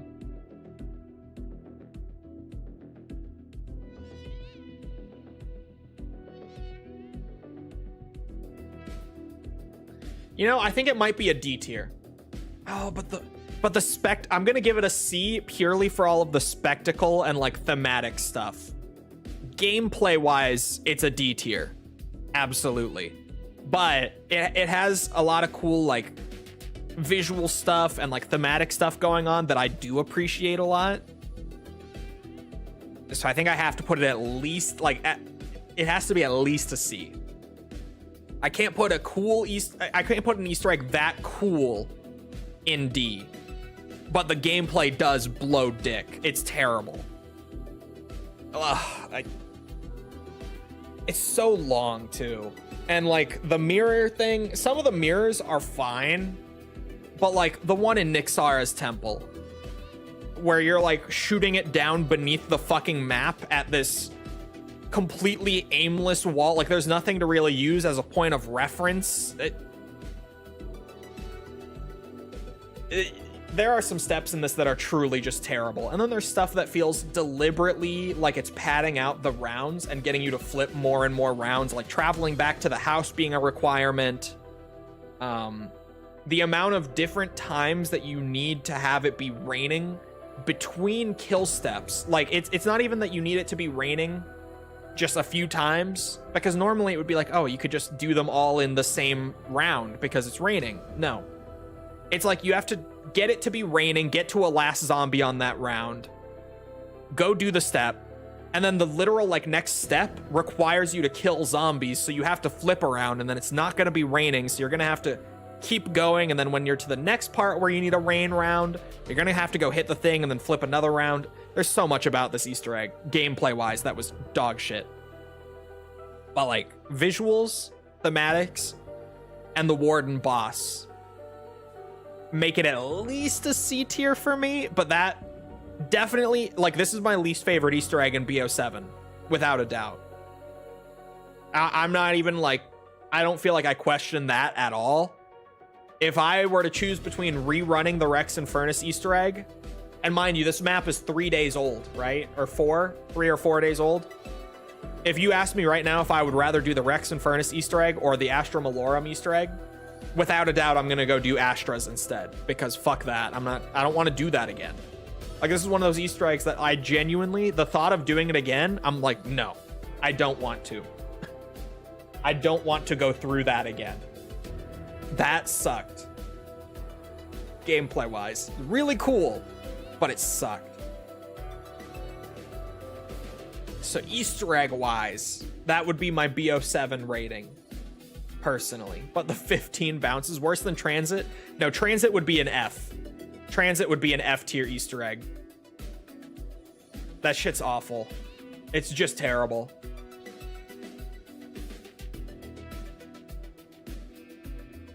I feel good about that. Now, if I were to bring them all back, and then just do like just I'm trying to think, just a map quality in general tier list for BO7. Just generally, how much do I enjoy the map? Ashes is S. So good. Like, the Easter egg, great. Easter egg's fucking great. Like, and this isn't just for BO7 standard, this is Zombies standard in general. I would say Ashes is an S tier map. It just, for Zombies, period. It was so good to have a launch map that hit this hard. And like with Cursed and everything, Cursed kind of carries this game for me in general. I don't like playing standard. I mean, I will, like on map release, first Easter egg run, whatever, but Cursed makes this game for me zombies wise, for sure. I would have enjoyed it, but I would have enjoyed it about as much as BO6, which was like, yeah, I want to play the new maps a bit. I want to do the Easter egg at least, and then I'm kind of done. BO7 keeps the itch to like play for me because Cursed exists and because I enjoy it so much. So Ashes introducing Cursed also was so exciting. Like that, the reason I bring that up is like, this was the map that introduced the Cursed mode. And it was so good. And this map is big and so content rich. And there's not too many like useful side Easter eggs on this map, in my opinion. But the ones that are there are really cool. Like the tease for the twins. Like the first time we ever saw the twins, and we thought it was just like a little nothing burger free perk Easter egg, but they give you Wisp Tea, and like that one you want to do early game every time, especially for an Easter egg run, because Wisp Tea is required for the Wonder Weapon. Or sorry, not the Wonder Weapon, for the Easter egg, my bad. It's so good. The Wonder Weapon. Oh my, the Necrofluid Gauntlet, dude. I love Ashes of the Damned is so good. It's so good. I love Ashes. I will replay Ashes for years to come because it's so fucking fun.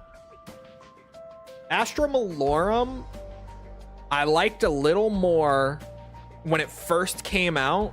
I would say now Astra Malorum is like a B tier zombies map for me.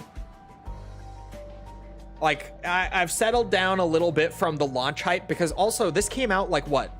Was it 3 weeks after the game in general?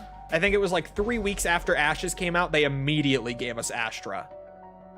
And like Astra, crazy soundtrack. I think the soundtrack is one of the weaker parts of Ashes, like one of the only parts that I don't really like. Astra has an amazing soundtrack. It has such cool visuals and like such good visual variety between all the areas. You travel to fucking Mars as a part of the Easter egg. You have a Wonder Weapon that gameplay wise sucks, but like the build quest is fun, and it's got a little alien dude, and it makes fun sounds, and you have an inspect animation where you throw the UFO like a frisbee, and like there are so many things about Astra that are crazy charming. And I don't think the gameplay is all that exceptional in Astra, but there's so much about this map that I'm like, yeah, I like that a lot. Like there are so many little things. Oscar was like a fun throwback to George Romero. There's so much about this map that is crazy charming, even though the gameplay isn't like phenomenal by any means. I think it's a very like grand scale of zombies. It's fine. It's a good average quality zombies map on the whole, in my opinion. Now this is where I might get a little crazy and I might lose some people, okay? But bear with me.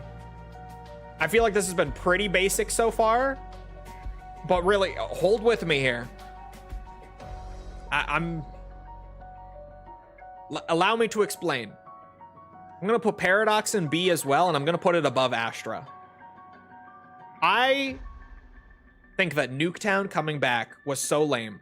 And I remember even before this map came out, and I'm normally not this kind of guy, but even before this map came out, I was clowning on it because I was like, dude, we're doing Nuketown as like a main map. Like, what?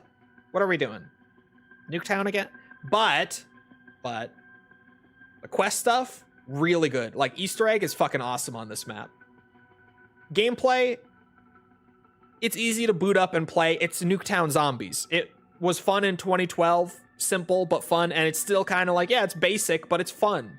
It just works for like casual zombie stuff. It's fine. Fine. Gameplay wise, it's like one of the most average maps, but the visuals in the Nuketown are phenomenal. It looks so good. The Blundergat coming back, reanimated, remodeled everything, is so sexy on this map. It looks so good. It feels so good. It has that awful aiming reticle on the screen. Fucking atrocious aiming reticle.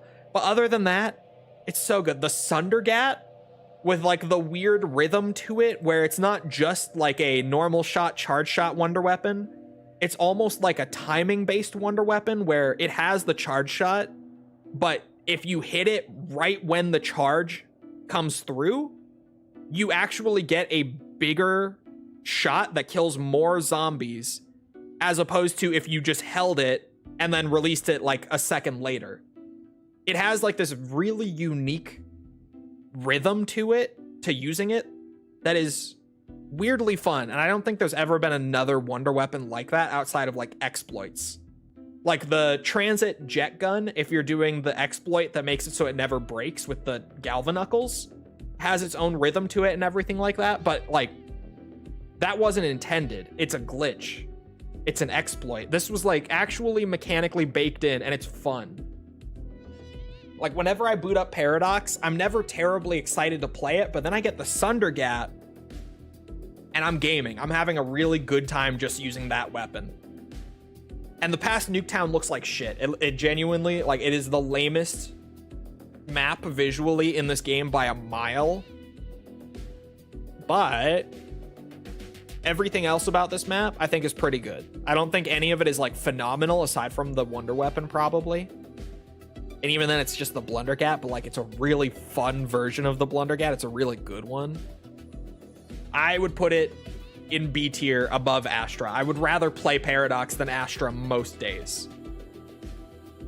Now we're getting into the good part, right? Because like Totenreich is an S tier above Ashes. This shit fucks so hard. It does not make love. It fucks. It is so cool. Like the snow, the Easter egg we were talking about a minute ago, the kaiju fight, crazy.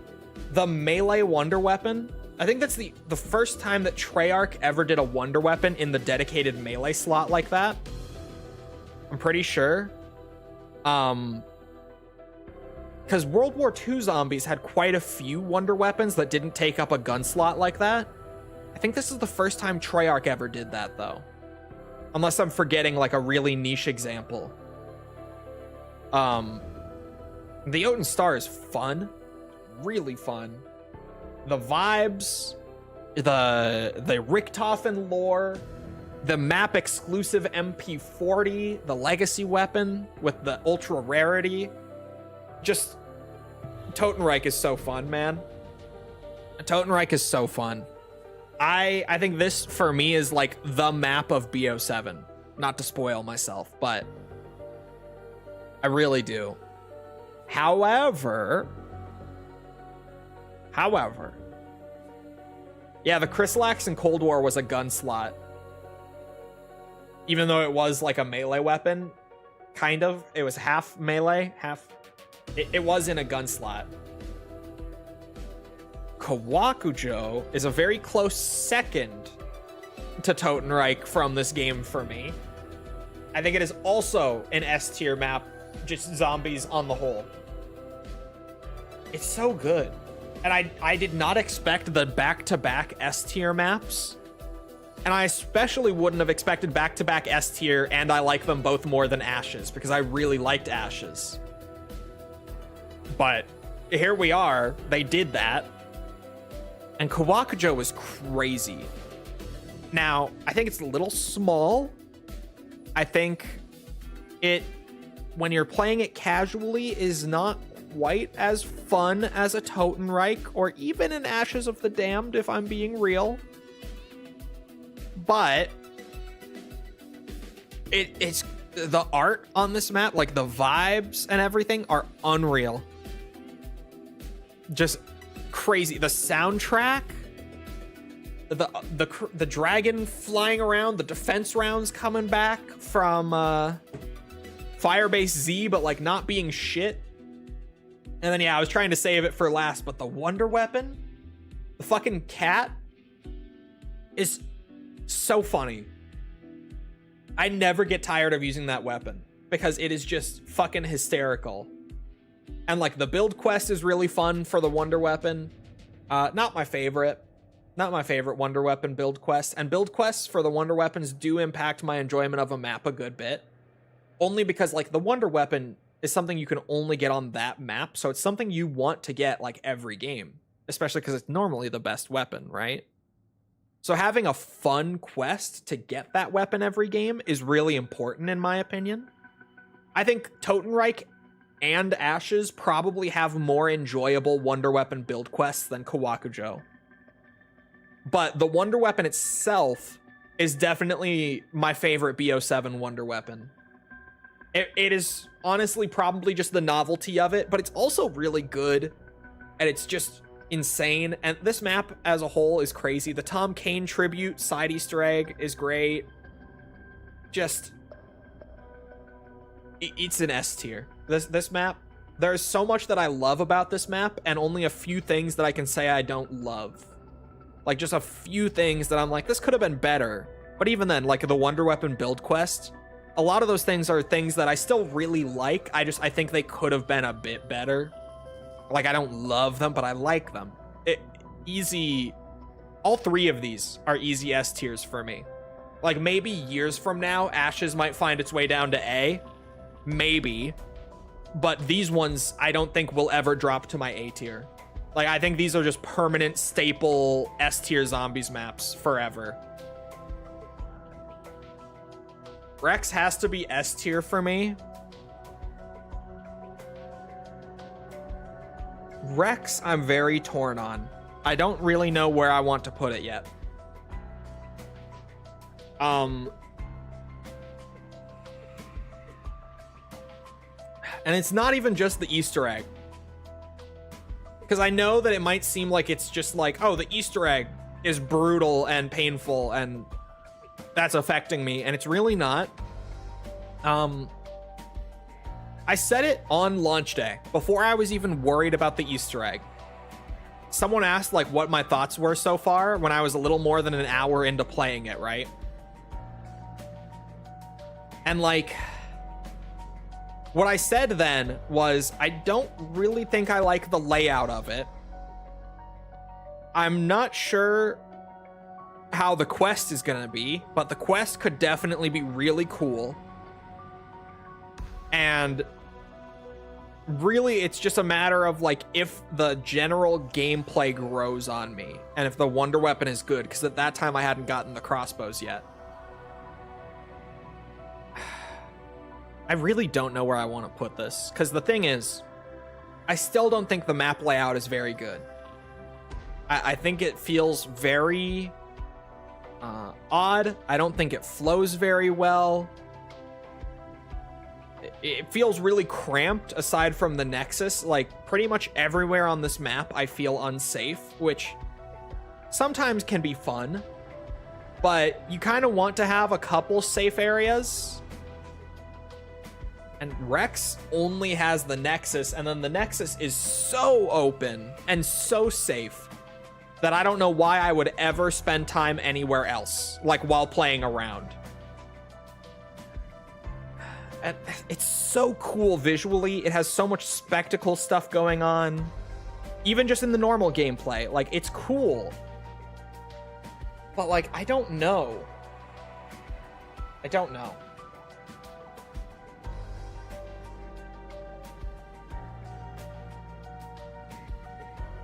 The wonder weapon is fine. I think it looks really cool. The effect is pretty good. I don't particularly love it though. And it's not even like an Astra Malorum thing where it's like, oh, I love the visuals and the personality of it, but the gameplay just sucks. It's like, no, visually, I think it's fine. Gameplay wise, I think it's fine. I don't think it's an exceptional wonder weapon in any regard, to be completely honest. It's good at destroying the elite enemy. Like, even I was on round 40 finishing up that Easter egg. The web mothers still just died. If you had the crossbows and spammed the non-charged bolts at her, she just dies, which is great. But like, I really don't know with this map. I'm so like torn on how to feel about it. And it's crazy because my gut is like, oh, I'm torn because I haven't played that much, but I've played more than 10 hours of this map. And I still really don't know how I feel about it overall. Because there's so much that makes me want to be like, oh, this was such a cool finale, not the best map, but like it's an A tier. But then like I don't think in the grand scheme of like zombies, because again, I'm not doing the full tier list of everything right now, but like I'm thinking about this just as zombies in general, not purely on the BO7 scale. And I honestly think that zombies in general, Rex will be like a low B or like a high C for me long term. I don't know, maybe it will grow on me more. But like, I genuinely, my gut feeling is that it's about here. It's like a C tier, maybe a low B. But also, if I were doing just a full-on zombies tier list, I would have an F tier on it, to be straight up. Like it looks bad on a list that doesn't have an F tier, but if this were just me doing a list in general, I would have an F tier. You're clouded by the egg? I'm not. The gameplay of the map isn't that fun either. Because like legit on launch day, and I said this already, but like I remember being asked what I thought, and I basically was like, yeah, it seems like the quest is going to be really cool. But the gameplay on this map is kind of lame. And I don't really know if like for casual games, I would ever want to boot up Rex Infernus. I genuinely think it might be my least favorite. I remember you were praising the map on launch day. I was praising the visuals mostly, because gameplay wise, I think this map is like a feast on the eyes, and like it really is so cool to move through, but just it does not play particularly well. Like if I'm thinking about like S tier is like, here, can I, oh yeah, if we're saying like an S tier is a 9 to 10 out of 10 sort of map, and like this is 8 to 9, and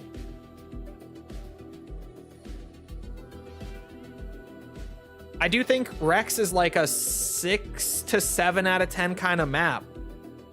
Maybe I'm clouded by the visuals, which is why I think it's S. It looks amazing, right? It does. Oops. But like, it just doesn't play that well.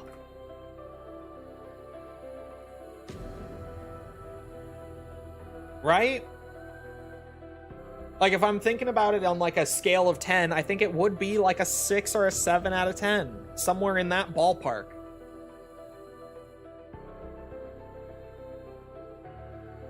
It's crazy that I don't even have an A tier for this game. Like I don't have any maps from this game that I would put in A.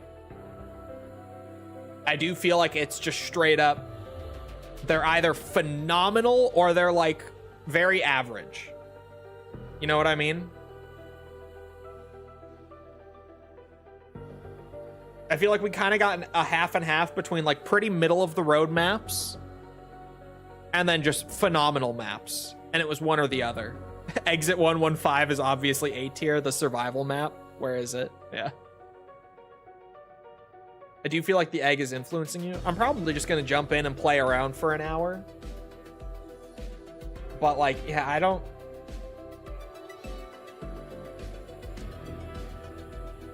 Let me see. If I included like BO6 maps on this scale, no explanation. This is just where I would put things, right?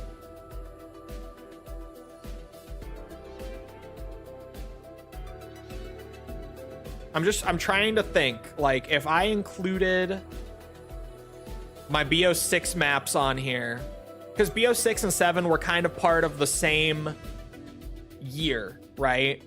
Or not same year. They're kind of like one saga, if you will. Then it does start to feel more like, yeah, that I would put Rex probably below everything else from BO6 aside from Liberty Balls. Like, assuming they had like Cursed and BO7 mechanics, which they don't, which holds back BO6 a lot for me now that we have BO7 and it's such an improvement. But yeah, like, looking at this it just kind of makes sense to me. As soon as I include my BO6 maps, I am like, yeah, on the grand scale of zombies, these feel appropriately placed. The best map of all time because of bean camo alone. Yeah. I don't want to include like Vanguard and stuff. I was going to say, like, I could keep going and try to just see if I would shuffle them more, but I feel like that's probably... And again, Rex just came out to emphasize, right? Like, Rex just came out a few days ago. I've done the Easter egg once. I've played casually only for like a few hours. But I do feel like it probably sits in a C tier on the grand scale of zombies for me. I think that's probably right.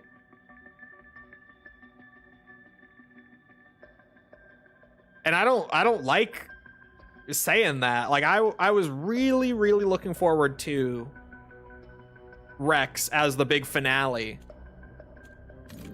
But man, I don't know.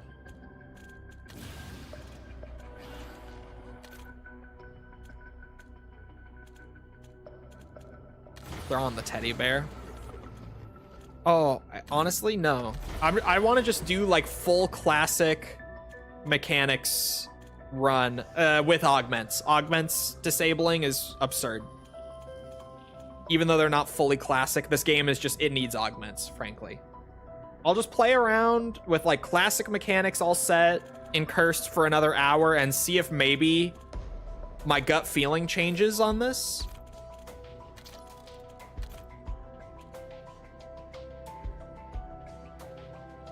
Could you do a Wonder Weapon tier list within a minute without explanation?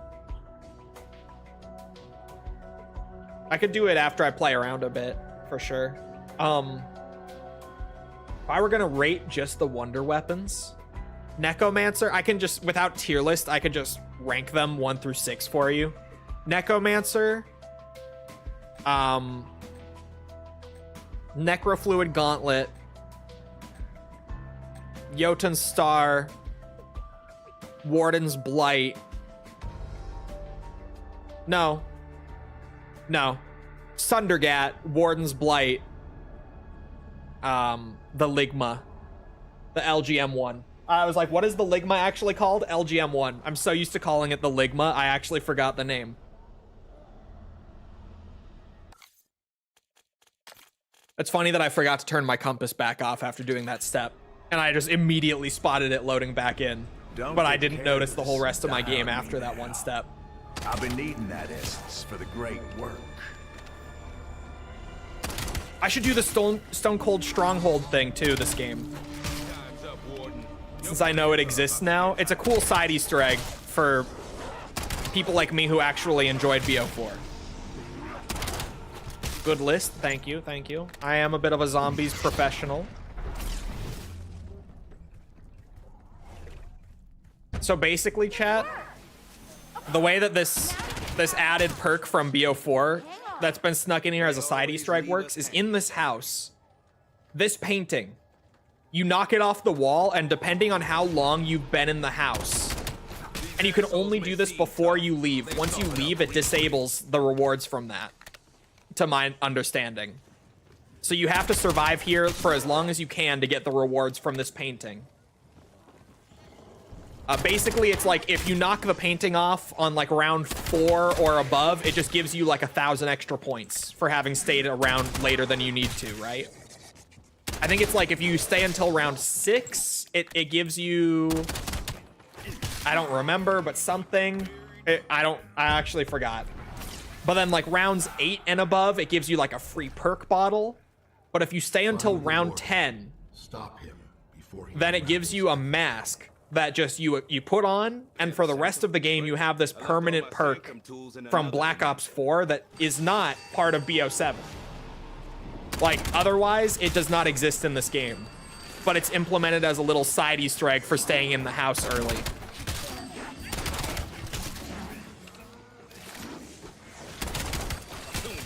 You got the round rewards wrong. Is it 9? Is it actually round 9? Could you double check that, Mikkel?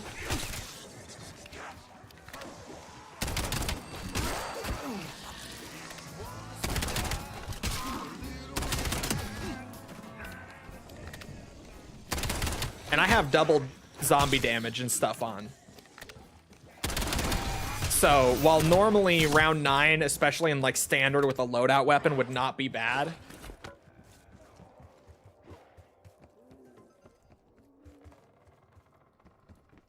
I'm stuck with like these wall guns. I probably would rather do the Coda than the Warden. The Warden is a sniper rifle, which like normally I would be fine with and would probably take over it. But not trying to do like a lockdown sort of Easter egg in this little house. I could get quick revive too. Faster health regen. It will help. Round 3 is 1,000 points. Oh, blue ether tool or perk. Target retired. No gold watch for your dumb ass. You know, it's funny. I've never fixed that I only have my zombies gold camo on this pistol. It's been like this, like legitimately since Ashes of the Damned. And Mikkel has called me out on it a few times and everything. But you know what? I really like the zombies gold camo. Like the golden dragon scales in this game. So the fact that I just have like a gun that every once in a while pops up with like just the gold camo is kind of nice. Because it's a good looking gold camo, man. I like it. The dragon scales. Round 5 isn't so bad.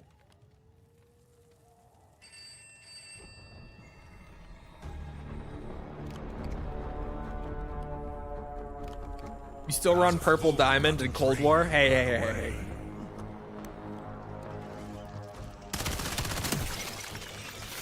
You just got blown to itsy bitsy pieces.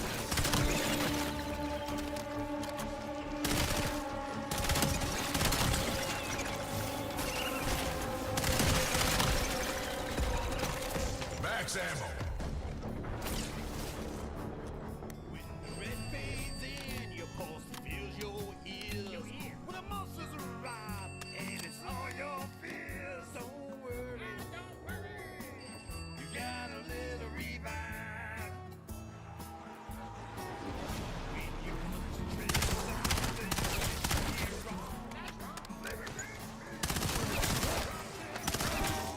Honestly, the Coda has some pretty good headshot damage in this game. They buffed it a couple times after like the initial launch. And I feel like the Coda has been a very slept on gun for a lot of BO7's life. Because honestly, like it's green rarity, but how many pistols on round 6 are going to be this like legitimately good at killing zombies in a small space? Not many. Not many, I tell ya. Not many zombies pistols will keep you alive this easily on round 6. I'm just saying. With a double damage relic and everything on. Not many. You think they're releasing Outbreak to this game and dropping a super Easter egg? No, I think it is probably Copium, but I hope it's not, that there is like a super Easter egg reward coming with season 6, and they just didn't want to have nothing zombies wise for the final season, and they wanted like people to just go in, do this Easter egg and not worry beyond that for right now. I could see that. Do I think it's true? Maybe not. For those that don't know, my non-zombies enjoyers, a super Easter egg is something only a few games have ever done, but it's a larger reward for having completed every Easter egg in the game. And sometimes you just get it right for having done every Easter egg. Sometimes there's like more of a process beyond that, where you like that's just the prerequisite to do the next step, pretty much. Like Infinite Warfare has the best one still to this day, and that one gave you your reward for completing every Easter egg, but then said, okay, now go back, do all of the super Easter eggs, or sorry, do all of the Easter eggs again with your new reward, which was like you spawned in with all perks and like an assault rifle instead of a pistol and stuff like that. It was a really good reward. And then if you did all of that, there was like a super secret boss fight that still to this day is probably the single hardest boss in Zombies history. So the Infinite Warfare one was really fun, really cool. And if they were going to try something more involved similar to that, I could maybe see them saying, hey, right now, let's just do the finale. And then, you know, like 3 weeks from now, when there's the final season drop for the game, we can patch in the super Easter egg. And they can worry about that, like, after the map has had time to settle already. I could see it. I don't think it's likely, but I can see it. It's a basic run-of-the-mill hidey hole. Mikkel, I only got a perk. I gotta get the mask. It's round 10. I got free Deadshot, though.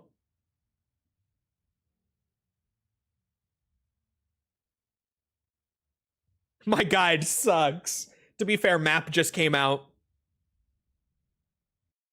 Don't blame me, it's my intel. I'm blaming you. This was Mikkel's fault, chat. Remember that. Honestly, it's kind of fun, though. Any predictions for Gamescom tomorrow? We know Stranger Than Heaven, E-Day, and some other games will be there. Crazy predictions? Like, are we getting crazy? How crazy? How crazy is crazy? Because if we're getting crazy, Ace Combat 8 multiplayer showcase. I don't think it's likely. That, to be clear, is a crazy prediction. I don't think that's reality. I doubt it. It could happen, but I doubt it. To be clear.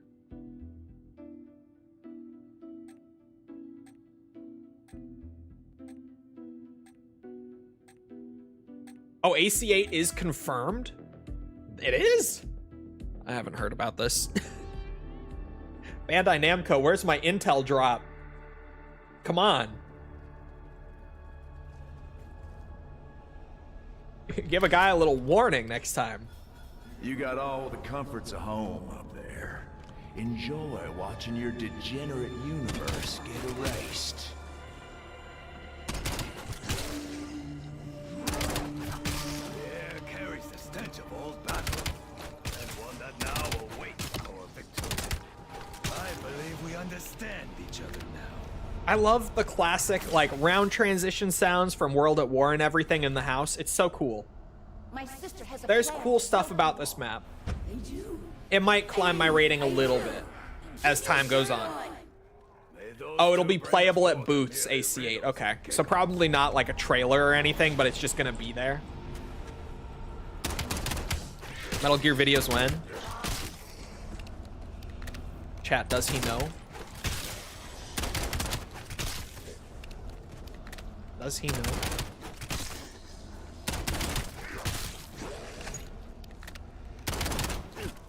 Oh. Hello? He doesn't know. I did Metal Gear a couple of years ago now. Like before I did Resi or Yakuza, I did Metal Gear. Why do you linger in that shattered house? The Nexus must be swept of the Warden's corruption. I have stood on battlefields soaked in the blood of my brothers. I also love that the 1911 got added and they made it the cursed pistol, even though it's stronger than the Jaeger, like just damage-wise. they still were like, yeah, it's better, so it's not the weakest pistol or anything. It doesn't fit in that sense, but like, come on, it's the 1911. Of course it's the new starting pistol for the classic mode. What do you mean? Was it Totenreich? Totenreich was the update that brought the 1911. That is right.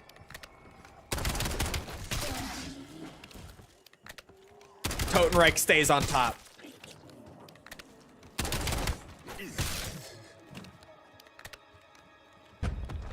Totenreich stays winning.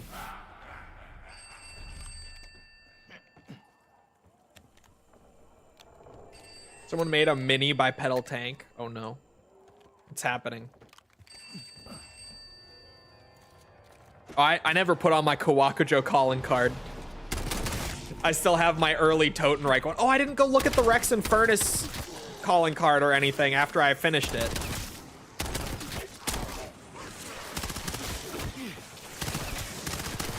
I do love that they started doing like a special calling card for doing the map's Easter eggs in the first like month of them being out. Because that was BO6 they started doing that. When they added the directed mode. The point of it is to prove that you did it like without the early guide or the in-game guidance for it. But what's it? I love that they have like a special reward on top of the normal one just for people who were there right at launch doing the Easter eggs and stuff. It's fun having the special version that's like, yep, that little stamp and the alternate purple color scheme instead of the blue one tells you that I was there at launch doing the quest.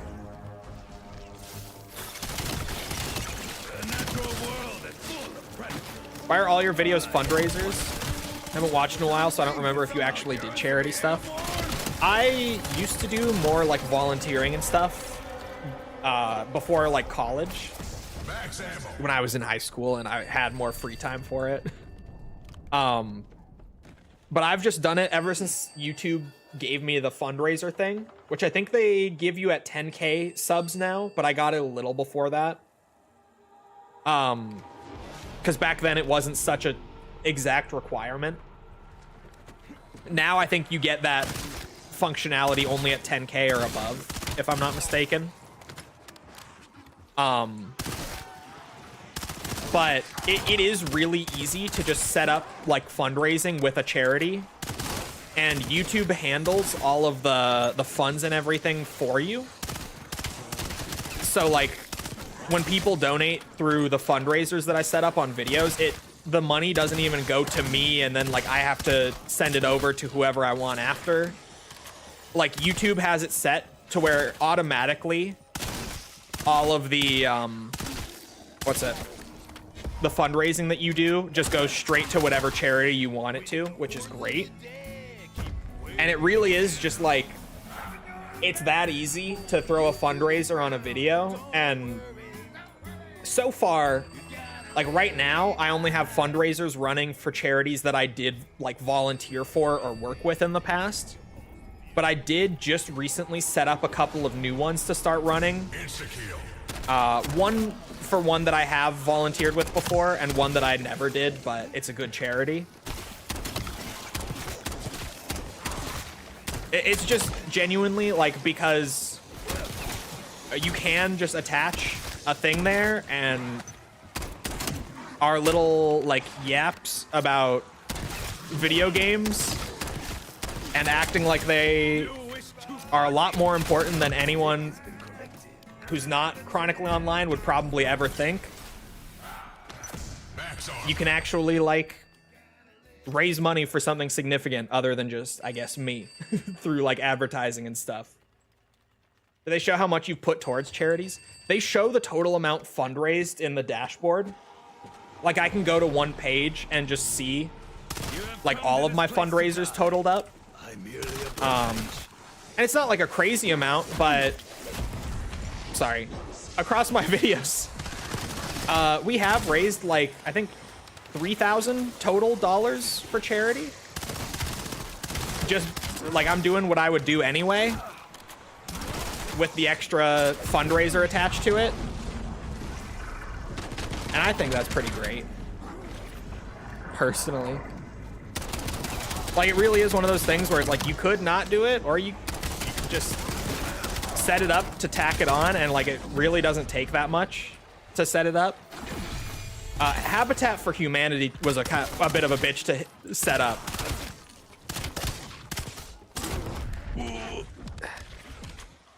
Because they weren't even in like the YouTube system at all. Like when I set up the Feeding America one, they were already in YouTube's system. So it only took like a 30-minute sit down to get it all set up for my channel. Habitat for Humanity, I had to do like a lot of like directly reaching out to a rep and like getting them fit into the YouTube system and stuff to be able to do it, but it was worth it. What do you major in, or what are you majoring? I majored in game design. Actually, my major is a Bachelor's of Science in game design and interactive media. Yes, but game design.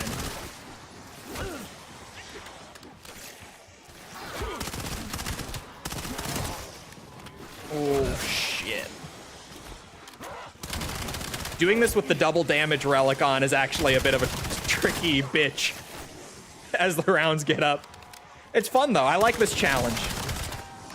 You know what I do appreciate, actually? And this is where I was saying, like, this map might climb the rankings for me as I play more and, like, dig more into side Easter eggs over time. I do like that this is, like, the only BO7 map that every game I will want to start with like a 10-round survival challenge, because then for the rest of my game I get a cool reward for it. Like no other map in this game has something like that. Is YouTube your main thing, or are you working on a game? YouTube is my main thing. There it is. I can leave now. The secret mask for surviving 10 rounds in the house. Little side thing. Cool, though. YouTube is my main thing, though. I do YouTube full time. I worked in dev for a little bit, like 4 months. And then left and just kind of kept doing YouTube after that.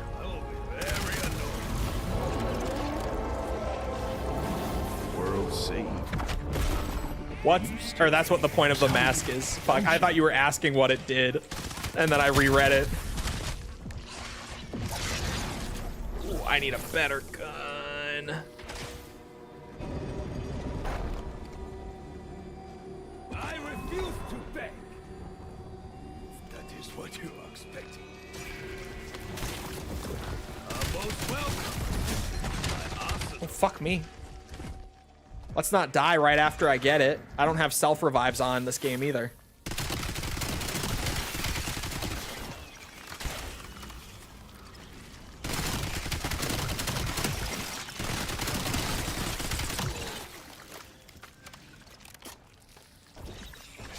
I do, like, really, as much as it makes the early rounds actually challenging, I fucking love the double damage relic in this game. What the fuck is that camo? This is a multiplayer diamond on my AN94. I love Dweem. Where's this? Oh, I'm in Cursed now. Shit. Jug is there? Looks sick. Well, thank you. It's multiplayer. High-speed projectile. Not traditional, but effective. Never mind, it's kind of ugly, not gonna lie. Yeah. He just found out it's multiplayer. You even... Oh yeah, you can do it from this side. I was like, can I do this without a grapple hook? Oh. Oh, but power's not on. Is power just doing the skulls? It probably is. Oh, the Titan's going.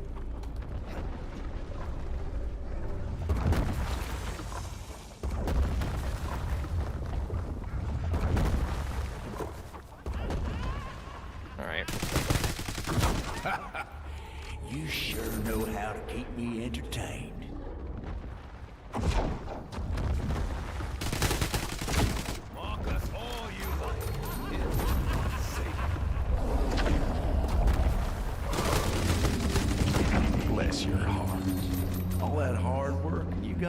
to show for it. What do you mean? I got this cool mask that I still haven't shown chat because I'm trying not to kill my spider with it.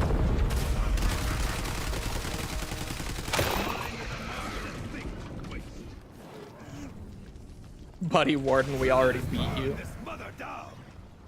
That was a real bitch to beat him. I may have been too hard on this from a gameplay standpoint. I really don't know, man. I'm so torn. Beat that stubborn streak out of you. I'm still torn. I still, like, right now, I'm sitting here like, bro, I really cannot decide how I feel about this map.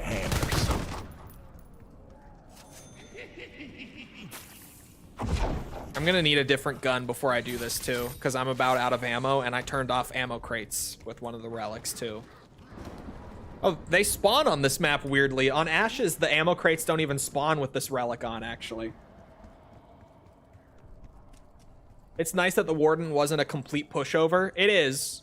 And I think he's so hard because there's no cursed grind for this map. Blue NPC.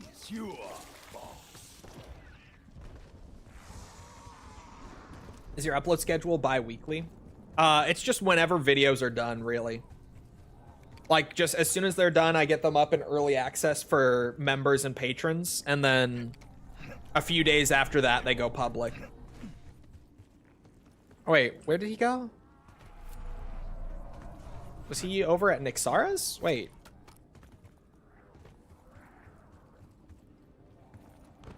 Chat, where did he go? No, it was this. It was Dravakar's. I just forgot to open the door, apparently.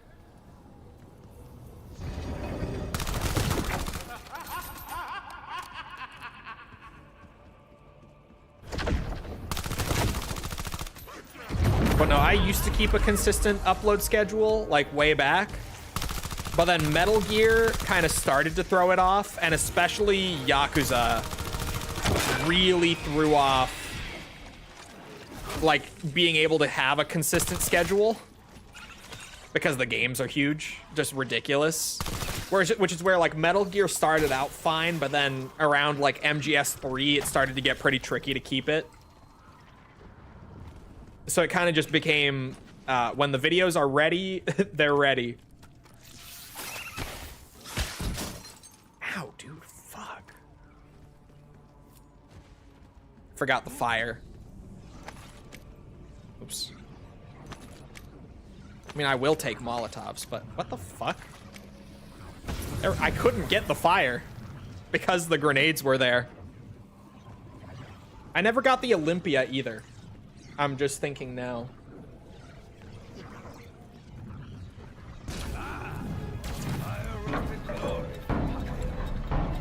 Or some posting content on his family. Fansly, god damn it. I remember back when videos were weekly. Yeah, Yakuza games are too, like, some of the Yakuza games have taken me a week just to complete. Or more. Some of them have taken more than a week, actually.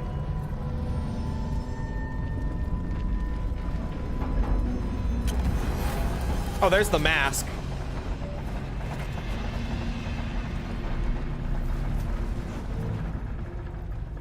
You know, maybe this will be a fun map casually. It might grow on me.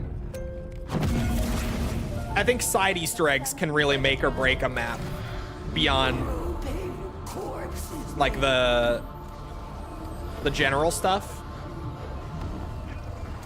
So maybe. Let me go get my jug.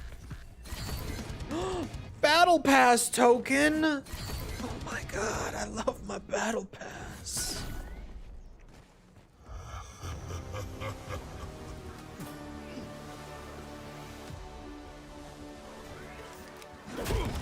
Holy fuck. The drink is strong, and so am I. Silence, demon. Your time has come.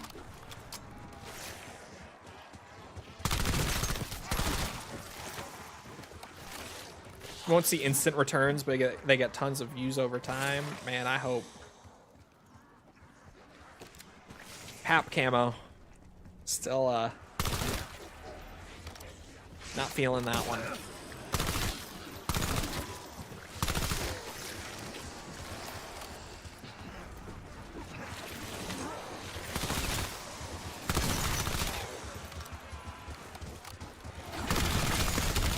put this below Paradox.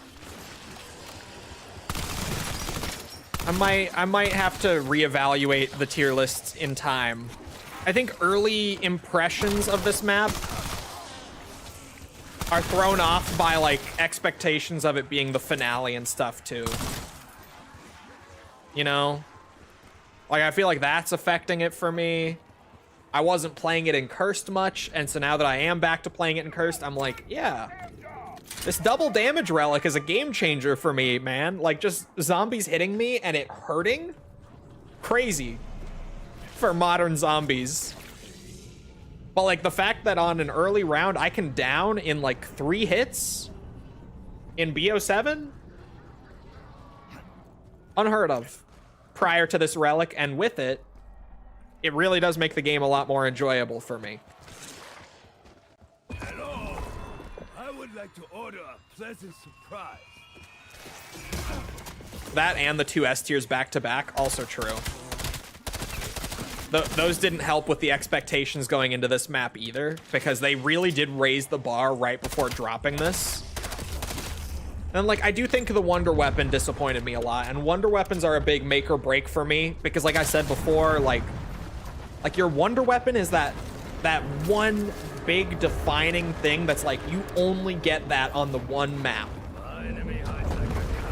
It's like the key thing that defines the gameplay of your map, aside from just layout and flow and stuff like that, right? And like, the Wonder Weapon just doesn't really do a whole lot from an aesthetic standpoint.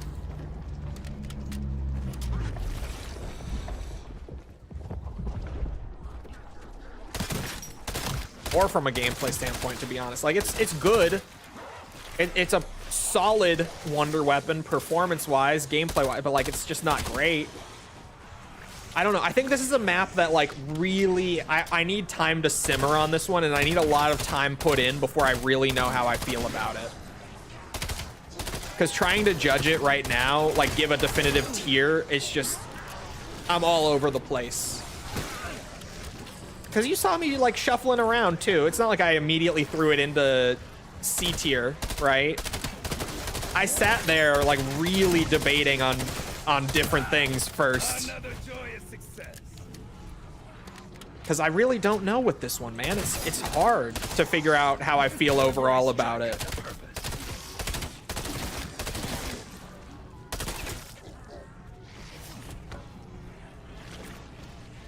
And I do think that this game in general, this isn't just a Rex Infernus issue.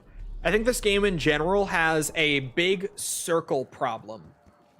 And by that I mean every map in this game, if you do like a top-down drawing of the map layout, they are all gigantic circles. With like slight variations in how you progress through them and all that, but like literally every zombies map in this game is a giant circle. And I think that's a larger BO7 problem. I think the layouts of these maps can feel different in ways, but like all of them essentially boil down to the same thing, so they don't feel that different. At least at a base level, they all feel really samey. The classic starting pistol that I also have gold camo on, apparently. Remember when this was the starting pistol, chat? We used this thing all the time back then. Pre-Totenreich.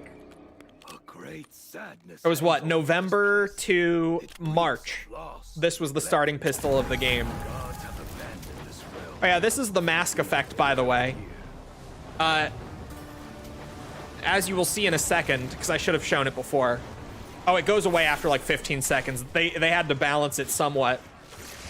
When you sit still for an extended period of time, it kicks in. This is a perk from BO4 that they brought back as a little side egg for some reason. I don't know why, but I love seeing it. This place of power must be it must have a long cooldown. Basically, when that circle pops up, it regenerates your armor plates over time, just passively, even if you don't have gold armor or anything. And any zombies that enter the circle will be damaged. Not like insta-killed straight up, but like zombies will start taking a lot of damage passively just for trying to get into the circle. So it's a little buff to a camping or like a holdout oriented play style. It's gonna do a lot of damage right now because we're on a low round. But there you go. This is the thing that you stay in the house until round 10 for. That's your reward for it. I think it's cool. It's not like a game-changing feature on the map by any means, but it's a little thing that's like, yeah, I want to stay in the house, hold out there for 10 rounds, and then get the cool thing, you know? Like I do. It gives me a reason to play differently and approach the map differently at like a base level, which I think is a huge positive.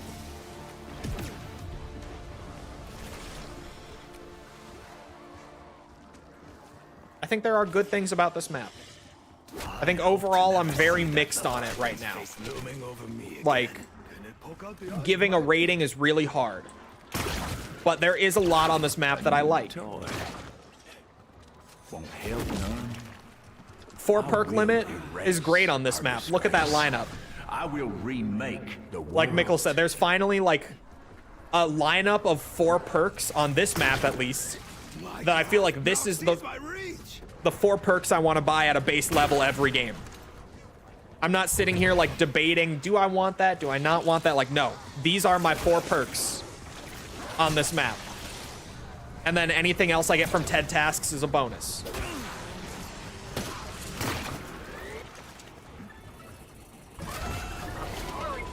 Melee kill TED task?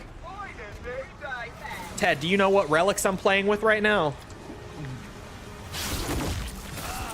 Oh yeah, I got the Widow's Wine augment that also has a chance to detonate a Widow's Grenade when using melee. I forgot I put that on. Only because it's like the first major you unlock. I didn't put it on because I chose it over anything else. It's just like the first big major augment you get. And I was like, yeah, that seems cool. And honestly, it is pretty cool.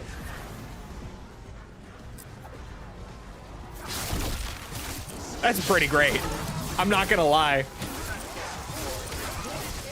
I don't see myself running it. Oh yeah, and it overheals you for killing cocooned zombies too when you use this augment. I forgot about that extra effect with it.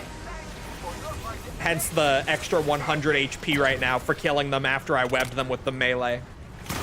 It's a pretty good augment, actually. I doubt it will be like my forever Widow's Wine choice, but it is pretty good. Mule kick for me? For me?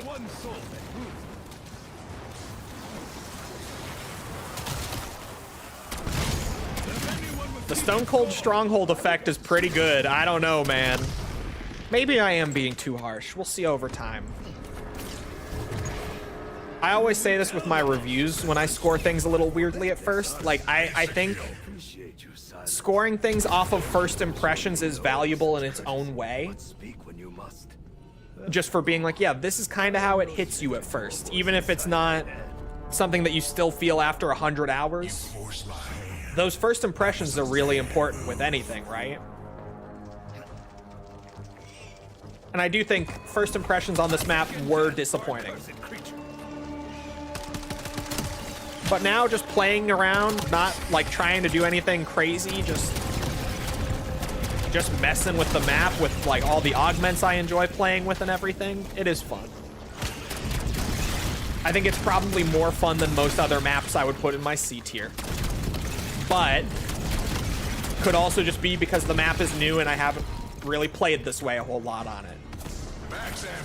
It's just as possible that that's happening, to be honest. My father's castle did not fall into the dark ether, did it? That was a facsimile birthed from my mind. Indeed it was. When the warden drained you, your essence fell to me. From that, it was created.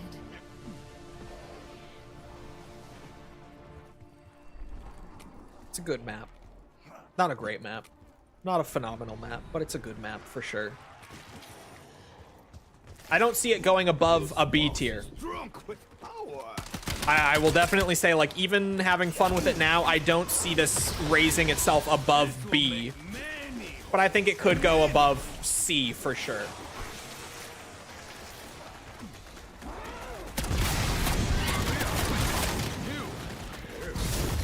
Bro, I just about blinded myself right there. Did I kill the web mother? No.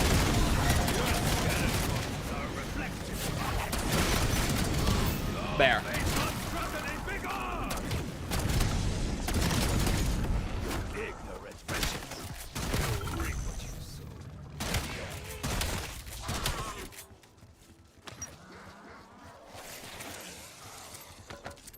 Throw Astra and C. I don't know. I think my BO7 tier list will change a lot now that the season is over. Like, by the time the next Zombies entry is coming out in 2 or 3 years, if I were to re-tier list the maps, it would probably look very different.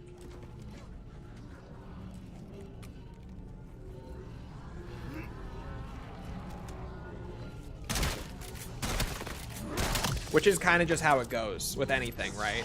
Like, over time, with more hours and hours put in, opinions change.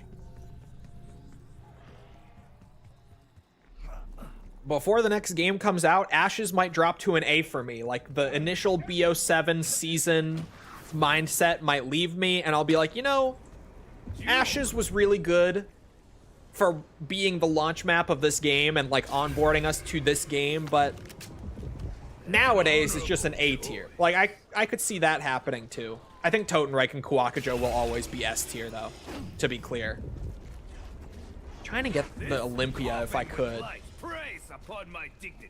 It would be pretty sweet.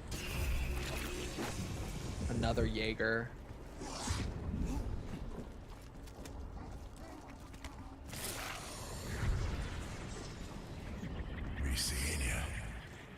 Fuck you, Ward.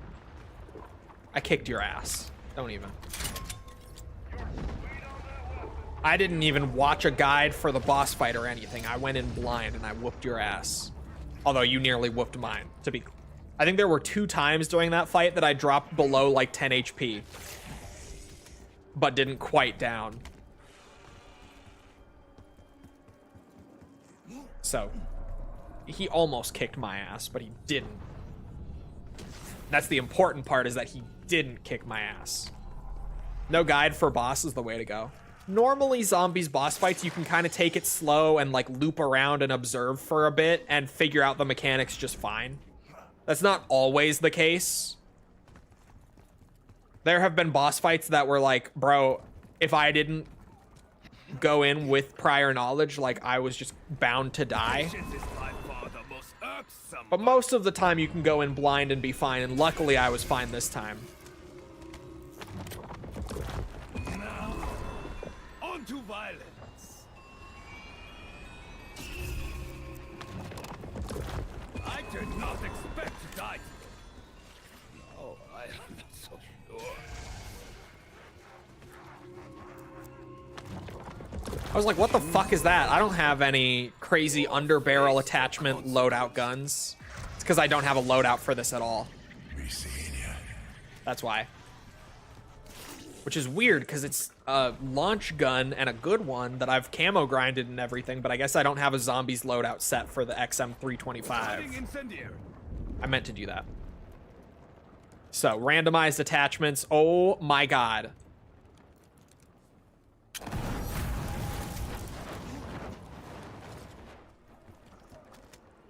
What do you have completionist on? My thing with infestation and why I don't have it on a lot of my guns is because, like, I do have it on a few. I still rock it on quite a few, to be fair. But infestation was such an easy grind compared to the other mastery camos of BO7. So a lot of the guns, I have other mastery camos on them because those took more effort.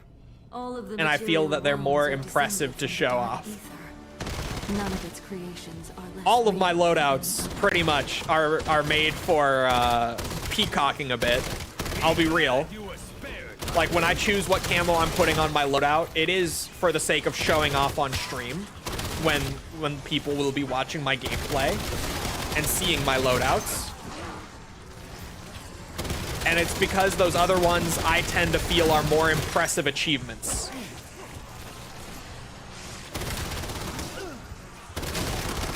Like, I am more proud of having multiplayer diamond than I am of having infestation camo. Infestation is a time investment. The multiplayer completions are a time and a skill investment. Whereas infestation, you can run around in circles for hours and hours and like, yeah, you'll get it. It's just a time investment, really. It's not to downplay it, it's just I've done the other things too, and they were a lot harder. So I feel more pride in those camos, personally.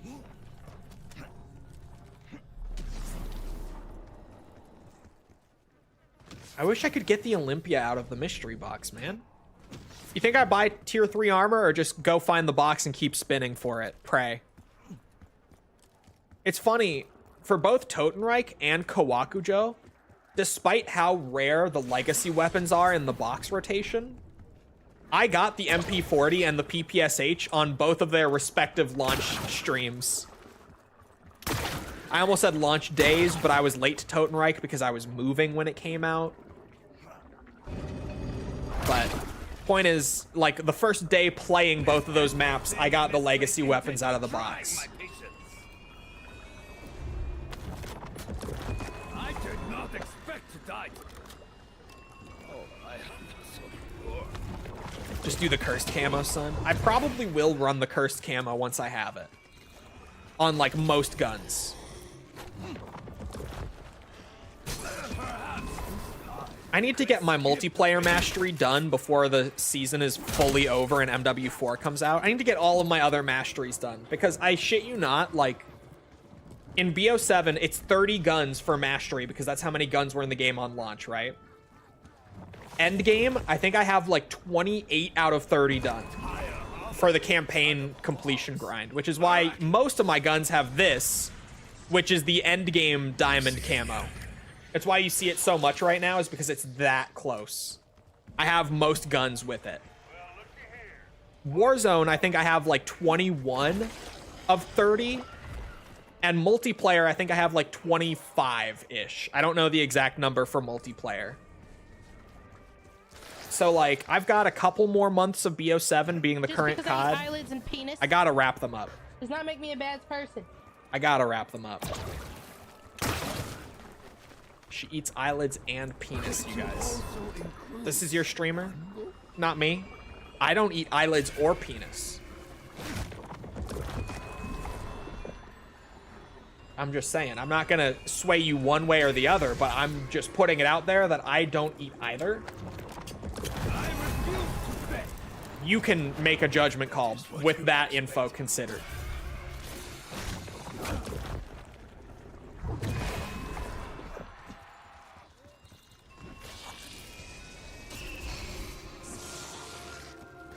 I got it! Chat, I got it! Where's False? False actually... Well, False actually knew all of them. I was gonna say False actually knows this one. She knew all of them. But False actually uses the Olympia a lot in BO1 and BO2. She's Olympia gang. I hate to break the news to the rest of you M14 gangers, but she is, unironically. Where's False? Right now. I got it. The new legacy gun for the map. The good old over-under double barrel from BO1 and 2.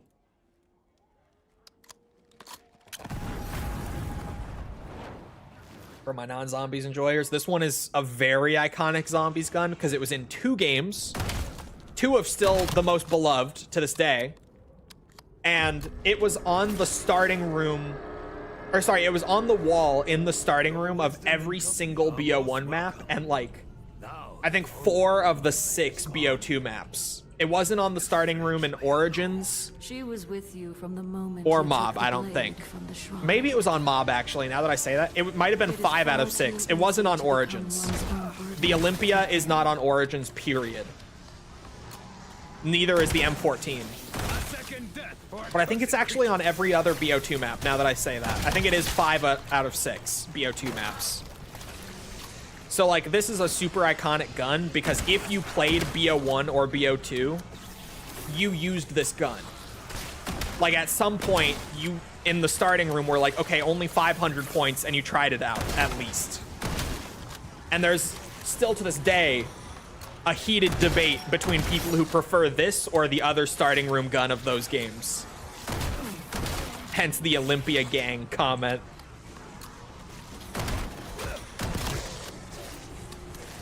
This is probably like one of the most iconic zombies guns ever. Just because everyone has used it at some point, basically.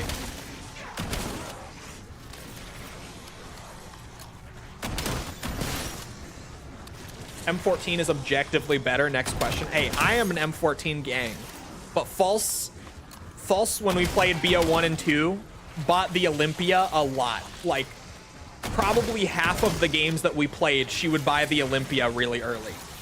She liked this thing a lot.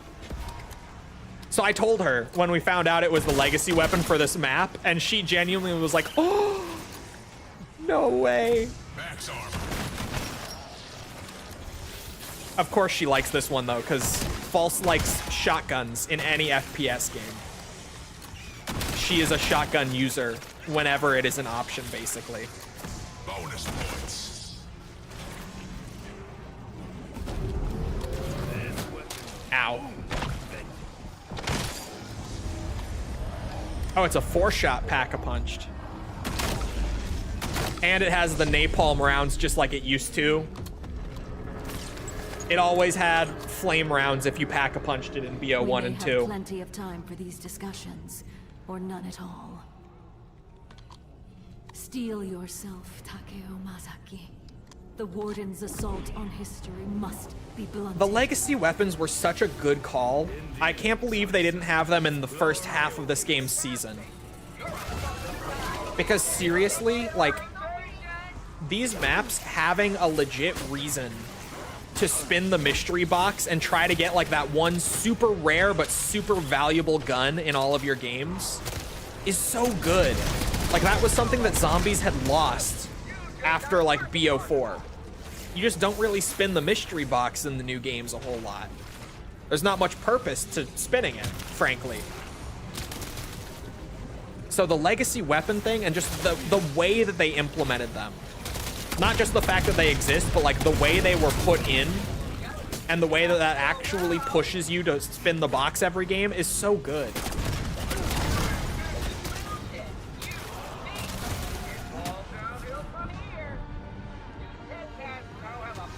Like them being rare and being a guaranteed ultra rarity every time, which is important because it just straight up makes them better than any other bullet weapon you can get from the wall or the box. Them being a whole rarity higher than you can possibly get from anything else is a big deal. They're so good. Like, this is just a normal ass bullet gun. Pack-a-punched once, but that's it, on round 19. And the PPSH and the MP40 on the other maps are the same way, where they're so good if you get them. You'll probably spend a lot of points spinning for it, but now that I got it, like, look at it. It's worth it. It's just worth it, man. Honestly, if I could make, like, a Season 6 wish list, I might even say a higher priority wish list item for me than like Super Easter Egg would be add legacy weapons to the first 3 maps. Just all in like one patch.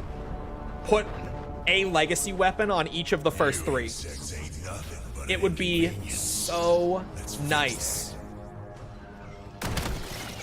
to just have 1 per map instead of 1 per map only for the later half of the season.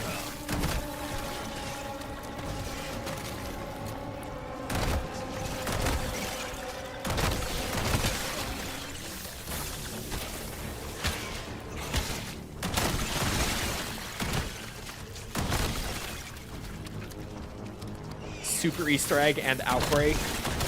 I don't need Outbreak to come back. I'm sorry, Mikkel, I don't. I like Outbreak, but I'm perfectly fine with Outbreak being a Cold War / Vanguard thing for the rest of time. That wouldn't bother me if it never came back. It was a fun experimental mode. I could enjoy it if they brought it back, but I don't need it back. You know what I mean?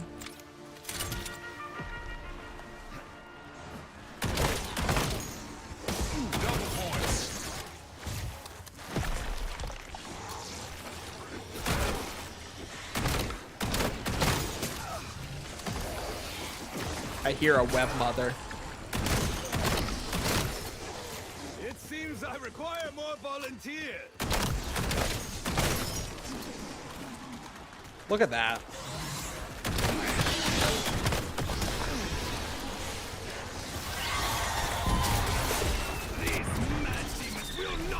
Holy double damage augment, or sorry, relic. Holy shit. Double damage plus web mother. Scary. I did not realize she would hit me that hard with this relic on. Now I know. Stay the fuck away from the web mother with double damage on. Holy shit. Web mommy, you mean? Hey, whatever you want to call her, man. We don't judge.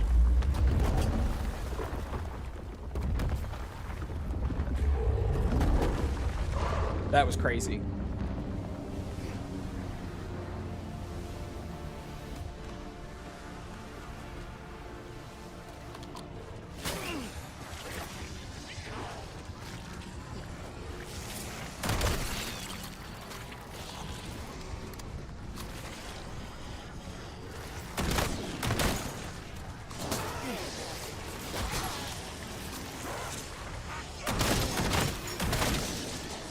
It benefits from the per pellet points of shotguns too. So honestly, while the point gain isn't like amazing with this, it's not bad either. You would think with a shotgun that kills zombies so quickly it would be, but because BO7 has the per pellet thing, point gain is pretty good even though I am killing the zombies so quick.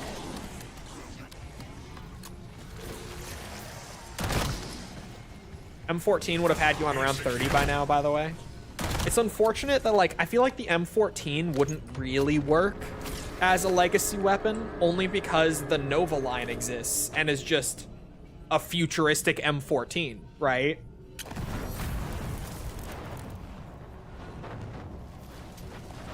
I keep forgetting that I have this. It keeps popping up after I forget.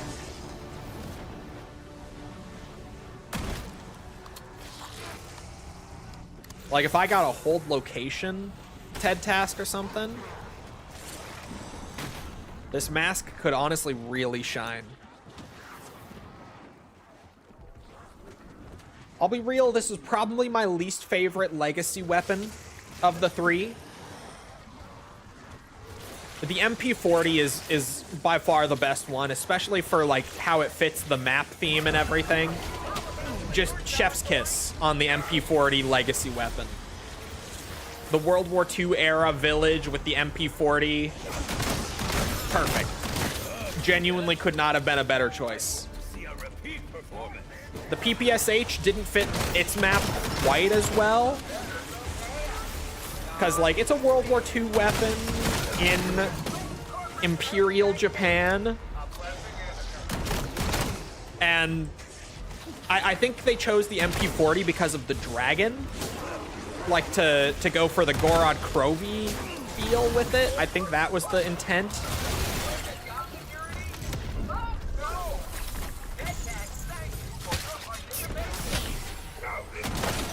But MP40 is a classic. It was great to have that back, too. The Olympia... There are people like False who will be very happy about the Olympia. I'm not one of those people. Just personally, this is not one that does it for me all that much. I don't think it's as fun to use as the other two were either. Like, using it now. It's fun, but not that fun.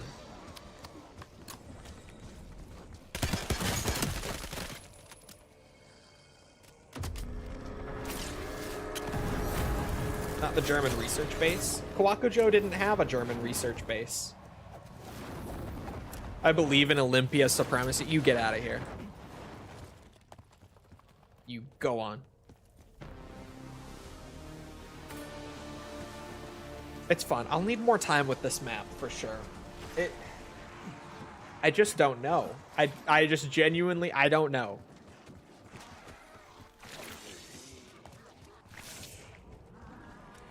I really don't know how I feel about it on the whole.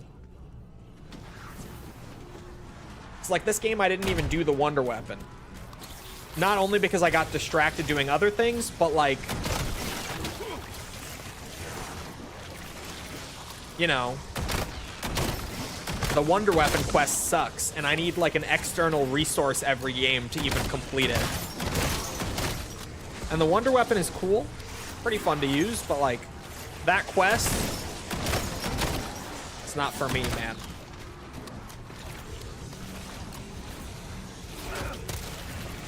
Paptua is 25, I thought so. It's about that time. I know, I was like, maybe I could get enough real quick to at least see a Paptua on the Olympia.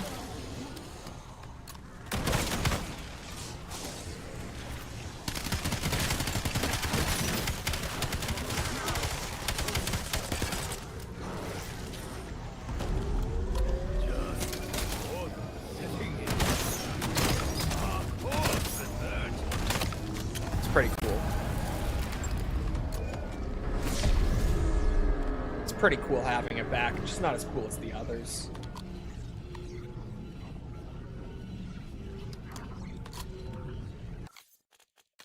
I think it's an okay map. I think it's a very, like, I might say B tier now.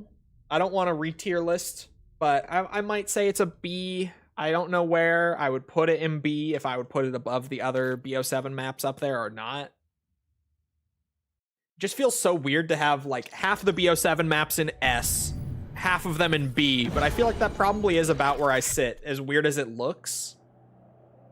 If I was doing all zombies maps ever, it would look more natural. Like it wouldn't stand out, right? And it would feel appropriate, I think. I don't know. It is about that time though. I gotta go work. So I hope you guys enjoyed. If you did enjoy and you haven't done so already, feel free to go ahead and leave a sub, follow, whatever. Come back another time. We're doing this. We're doing all sorts of other stuff like Yakuza, Resident Evil, Metal Gear, Ace Combat. Come back for any of it. It's all good, I think, personally. Also, if you're looking for links to anything else outside of Twitch or YouTube to engage with the community, check out links in the description below. Things like Twitter, Discord server, whatever. Those are all down there. Leave a like, helps out with algorithm and all that. You know how that goes. Other than that, though, once again, I hope you guys enjoyed. I hope to see you guys back here next time. I hope you all have a great rest of your day. Thank you for coming to the stream, and goodbye.